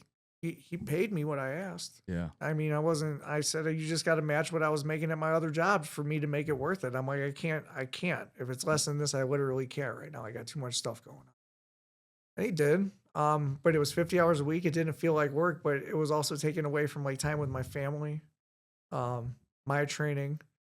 And right around the holidays of 23, 24, my grandfather got diagnosed with lung cancer. So like my Other side. mom's side, so to helping them out and a whole bunch of life stuff, and to be honest with you, making the job switches really didn't help either, because I was working, and then when I left the health club and the jiu-jitsu gym, I ended up being a project manager with Robin Hood Roofing, and I'm working on an interior company in the winter. Yeah. So like, I have to get in a whole new swing of things and go with a whole new company's vibes, do what they ask. So it's been a lot of transition Yeah. How long you been with them now? here. You like it? Yeah. Good. Yeah, it's something I know it's easy. For me, it is because I can go there and being in the field for so many years, it's nothing than another day, Yeah, for you know. sure. But Yeah, it's what you're used to. It's what you know ins and outs of. So you probably excel at that position for pretty quickly. yeah, for sure. And at this point, like how the training comes down is I've been training as much as I can because I want to make another push. Mm-hmm. We'll be doing a jiu-jitsu tournament out at Grappling Industries this weekend. Sweet. And it's leading up into my next fight. Like I said, Upgraded Industries, that's one of the gyms I've been training with this whole time. DJ Yakabuchi. You know, dude's super solid. He's always been like wanting to be like, hey man, whatever you need. And it was funny, he really didn't know me from Adam. I reached out to him one time and I was like, hey, heard you an MMA coach? And mind you, he was an MMA fighter and he trained over at Strong Style and he was actually roommates with Stipe at one point. Oh, really? I didn't know any of this. Right. I just knew him as a bodybuilder. He's 5'6.5", like 250, yoked. Yeah. And I was like, hey man, somebody told me they had trained people or used to be a fighter. Let me know. And he was just transitioning over from bodybuilding back into it himself. And he had, had a gym that he just opened up. So he just didn't have the time for it. Sure. And I reached out to him or I saw a post or something. He goes, any wrestlers want to come on in? And I came up there and I started grappling with those guys. And that's kind of how the relationship got formed. Because like I said, I originally went to Hooligans because I didn't have any other place to go. I didn't know of another gym. It was, and sure. there's a lot of great people that were over at that place. And I'm very grateful I was able to get over there too. It just, how it just ended up splitting throughout the years where I was able to form a relationship off of both was super cool. But Upgraded Industries right now is where I've been training at as my primary for sure. I've been training with them strictly for like the past year and a half, just because the coach does a really good job at translating wrestling into jiu-jitsu. Yeah. And it's tough. And it's tough because I used to get myself caught into a whole bunch of stuff too. But not only that, I mean, he was a fighter himself. He's got nothing but fighters and champs in the place. And when I was going through all that stuff, I'd have to say majority of the people that were in there were like, how you doing, man? You know what I'm saying? So it's like a family thing. So that's why I appreciate it too. Yeah, we talk about community a lot in this podcast, in the gym world and a lot of different things. But I imagine in that community could go one or two ways as well. You either have people that are there to be like, hey, man, what's going on? Yeah, I'm happy to help you. Or you have the fuck you, your competition and in between stuff too as well, obviously. No, everybody usually looks out for one another because iron sharpens iron when you're in a place like that. So like, you don't want to see anybody, especially sometimes you see people at the gym more than you see your own family. Yeah. Just like work. Definitely. Right. So like you can tell when somebody's off. So if anything's going on, somebody will usually like reach out, say something. But not only that, but like that's what that shit's for. It's so you can get out of your own head. Yeah, absolutely. Who do you like on the upper end of the game, like whether it's in UFC or LFA or any of those? Like who do you follow? Who do you like nowadays? I love Marab, dude. Yeah. It's just yeah. Who would you like to see him fight? Ooh.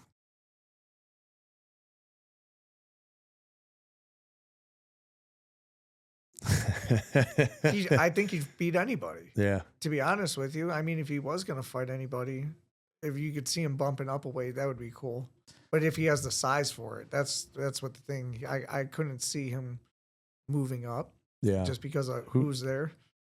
Trying to think of who he fought last. Is that? Oh, I thought you were looking that up. I'm just gonna try, but I can't see shit because I don't have my glasses on. It's too far away. Here, try mine. Oh, Oh, he fought God. Nurmagomedov. Oh yeah. Hey, after he beat him, it's like who else is really in his Whoa, way? fucking A! I didn't see shit through No, those. oh, they're not that strong actually. Maybe they're not strong enough for you. Maybe that's what it is, but they fucking. I put definitely yours make on. me I can see the better. future. Adderall glasses. But who I really liked throughout the years, just watching, was like, so I was watching Michael Venom Page before he even ended up touching the UFC. He was big over in Bellator in England, 15, 16. So I was watching him. I of course, like the grapplers, but I like George St. Pierre just because of how he was able to mix up everything. Yeah. He's always been, and he was a class act. Just a super nice guy. Yeah. But like a fan favorite, I would definitely say like Clay Guida, just because he was just he was game. He was usually always game, and it's the fighters that either they fight like that because that's all they know, or they fight like that because they want to put on a show. Yeah. Those are the ones that I like because it ends up just drawing more out. Yeah, I can see that. I tend to have I'm nostalgic because, I was watching the OGs UFC 1, 2, and 3 back in the day. And I can't help to think to rewind the clock back to when there was no clock, during that time, and then look to, see where, like a Gordon Ryan or somebody like that would go up against somebody with no clock or anything, or see more grapplers fight it out. That was I think the true spirit initially. It was, all right, you take your discipline and you put it up against this, let's take a sumo wrestler against a judo guy and see what happens. And, that really determines things, but it just wasn't marketable enough. Cause people don't want to watch a chess game on the ground for 45 minutes. Well, that's why it doubles back to everybody knows something. So you got to know it to beat it. Yep. Yep. It's funny you talk about, and I don't watch a lot of MMA or UFC, but once in a while it'll come across my timeline and I'll start watching it. I wouldn't mind going to a fight, so you have to let us know if you do end up fighting where we're at, because I definitely would go and see that. So I had the promoter reach out to me talking about July. Yeah. So yeah, definitely keep me updated on that for sure. We'd love to attend and come see that and support you. But I just saw this video the other day and I was like, I wonder how recent it goes. Jake Paul trying to fight Patty the Batty. And so I just looked it up. I guess that was 2 years ago when that came across, or when he made that threat. But yeah, I didn't realize Patty has only had 6 or 7 fights. He's 6-0 right now, but I thought he had way more fights than that for some reason. But what do you think about McGregor? Do you think he'll ever fight again? no. No, What? just enjoys being rich and fucking swole. And cocaine, dude. Yeah. Dude, it's fun when you have somebody for me, not being a diehard into the sport. It's fun when you have somebody with personality, I guess you would say. It's kind of like the idea of Tiger Woods in golf. It was fun to watch. Or John Daly. Yeah. I didn't like golf, but I liked the guy that won a lot. It made it interesting. I liked the fact that everybody hated him or loved him. So, but yeah, dude, I thought when he got swole as shit 2 or 3 years ago after that injury, I thought maybe McGregor would make a comeback, but no such luck. But I don't know, man. I mean, I feel now anyway. I mean, John Jones is running the show anyway. He's gonna have whatever fight he wants if he doesn't retire. well, a lot of these guys are in a similar situation to where fighting doesn't pay the bills. Yeah. Right. So when you blow up and you make a shit ton of money, what do you need to fight for? Right. Yeah. Conor made stupid money. A lot of guys Still is, I'm sure. I mean, he's you're right. He definitely blew up, and it was his personality that made him the money. It wasn't his fights. Oh no, it was his fights. At the beginning, it was his fights. That's where people get it fucked up. He had all the skill. Back 145, Connor, with those spinning fucking heel kicks and everything else like that, he was fucking smooth. Yeah.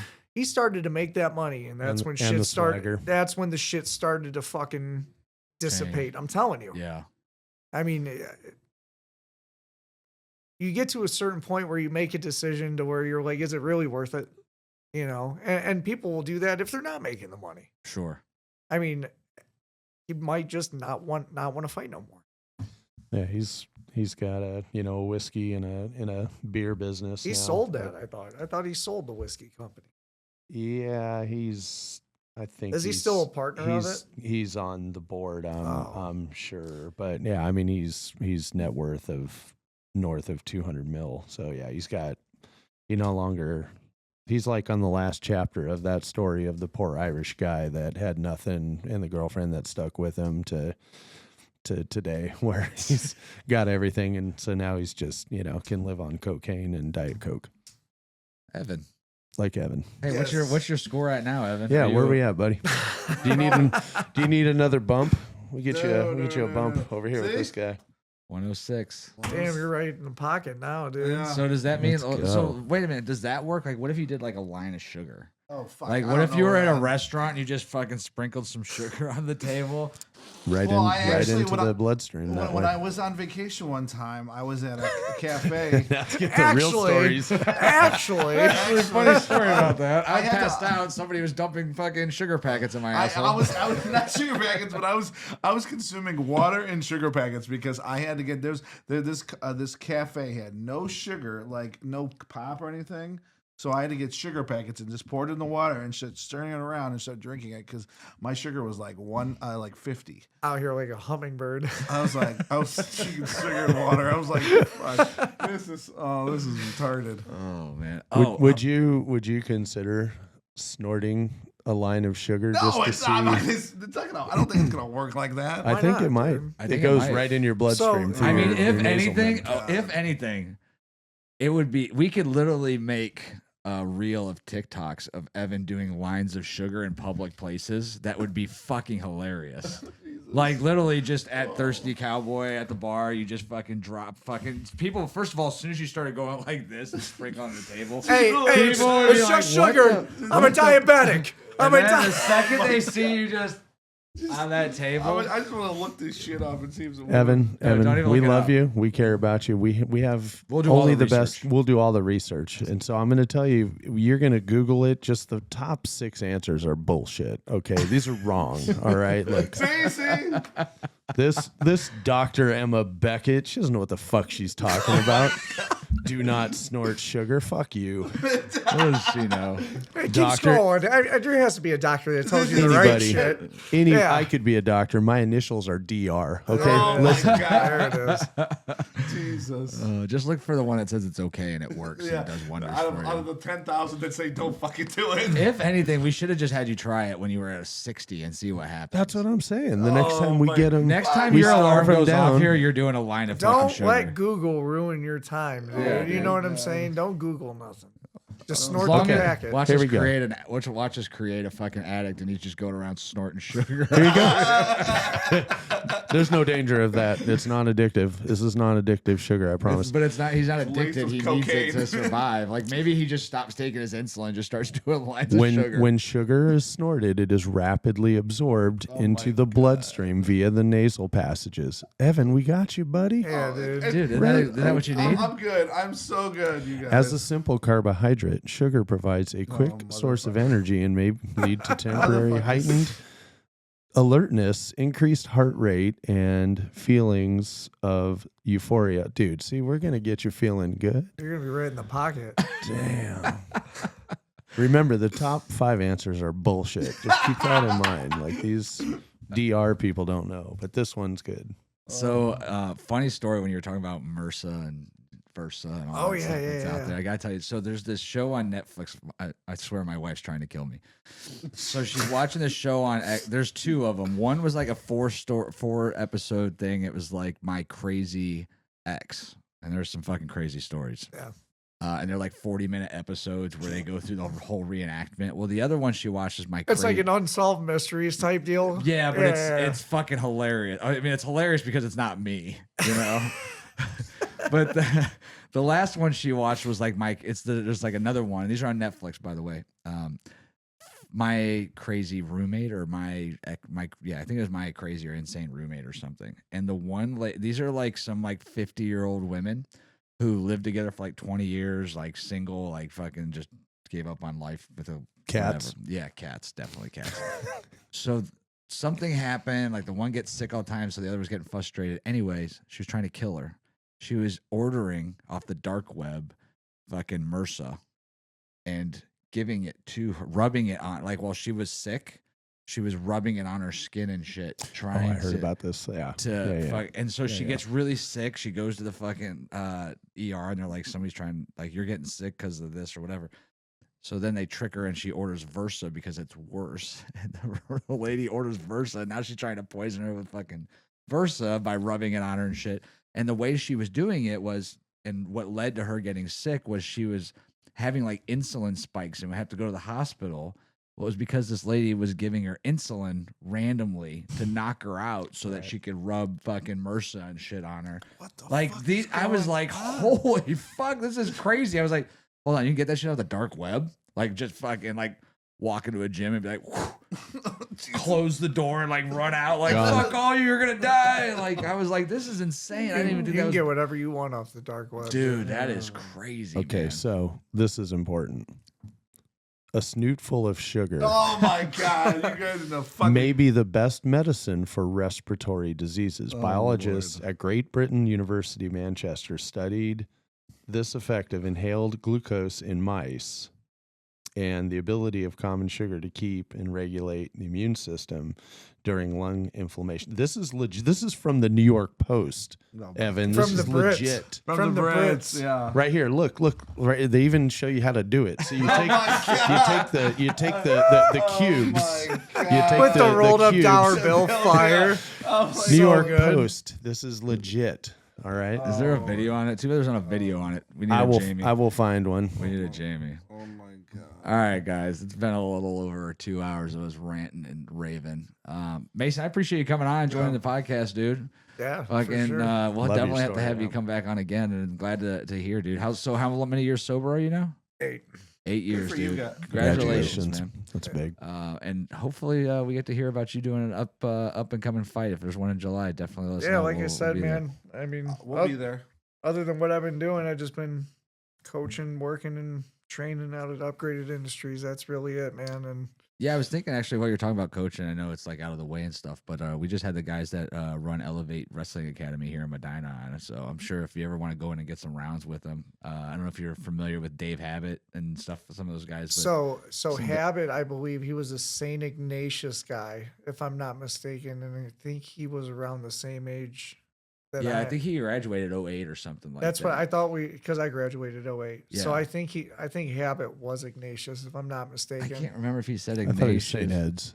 It could be. I I think knew. Maybe it St. was. Ed's. Maybe it was Ed's. Yeah, I can't remember. But I know from there, and then he went to I forget the name of the college. I was gonna actually say he now, went to but- college someplace. Yeah, he Yeah. was a national runner-up, and then he ended up wrestling for the Slovenia wrestling as That's an Olympic sweet. team. Cool. He was an alternate, so yeah, he had a pretty cool story. But him and another guy, Chris, just opened up. They opened up Elevate Wrestling Academy, which is just for anybody that wants to go there. But it's like 6 to 18, I think, for wrestling. But then they just brought jiu-jitsu into it. That's too. kind of like what I do right now. So like over at Elyria High School, I'll go up there. So Upgraded Industries, DJ, he always has grappling going on up there. So like his two boys, they're gonna be going to St. Ed's, Yeah. and they're twins, they're studs.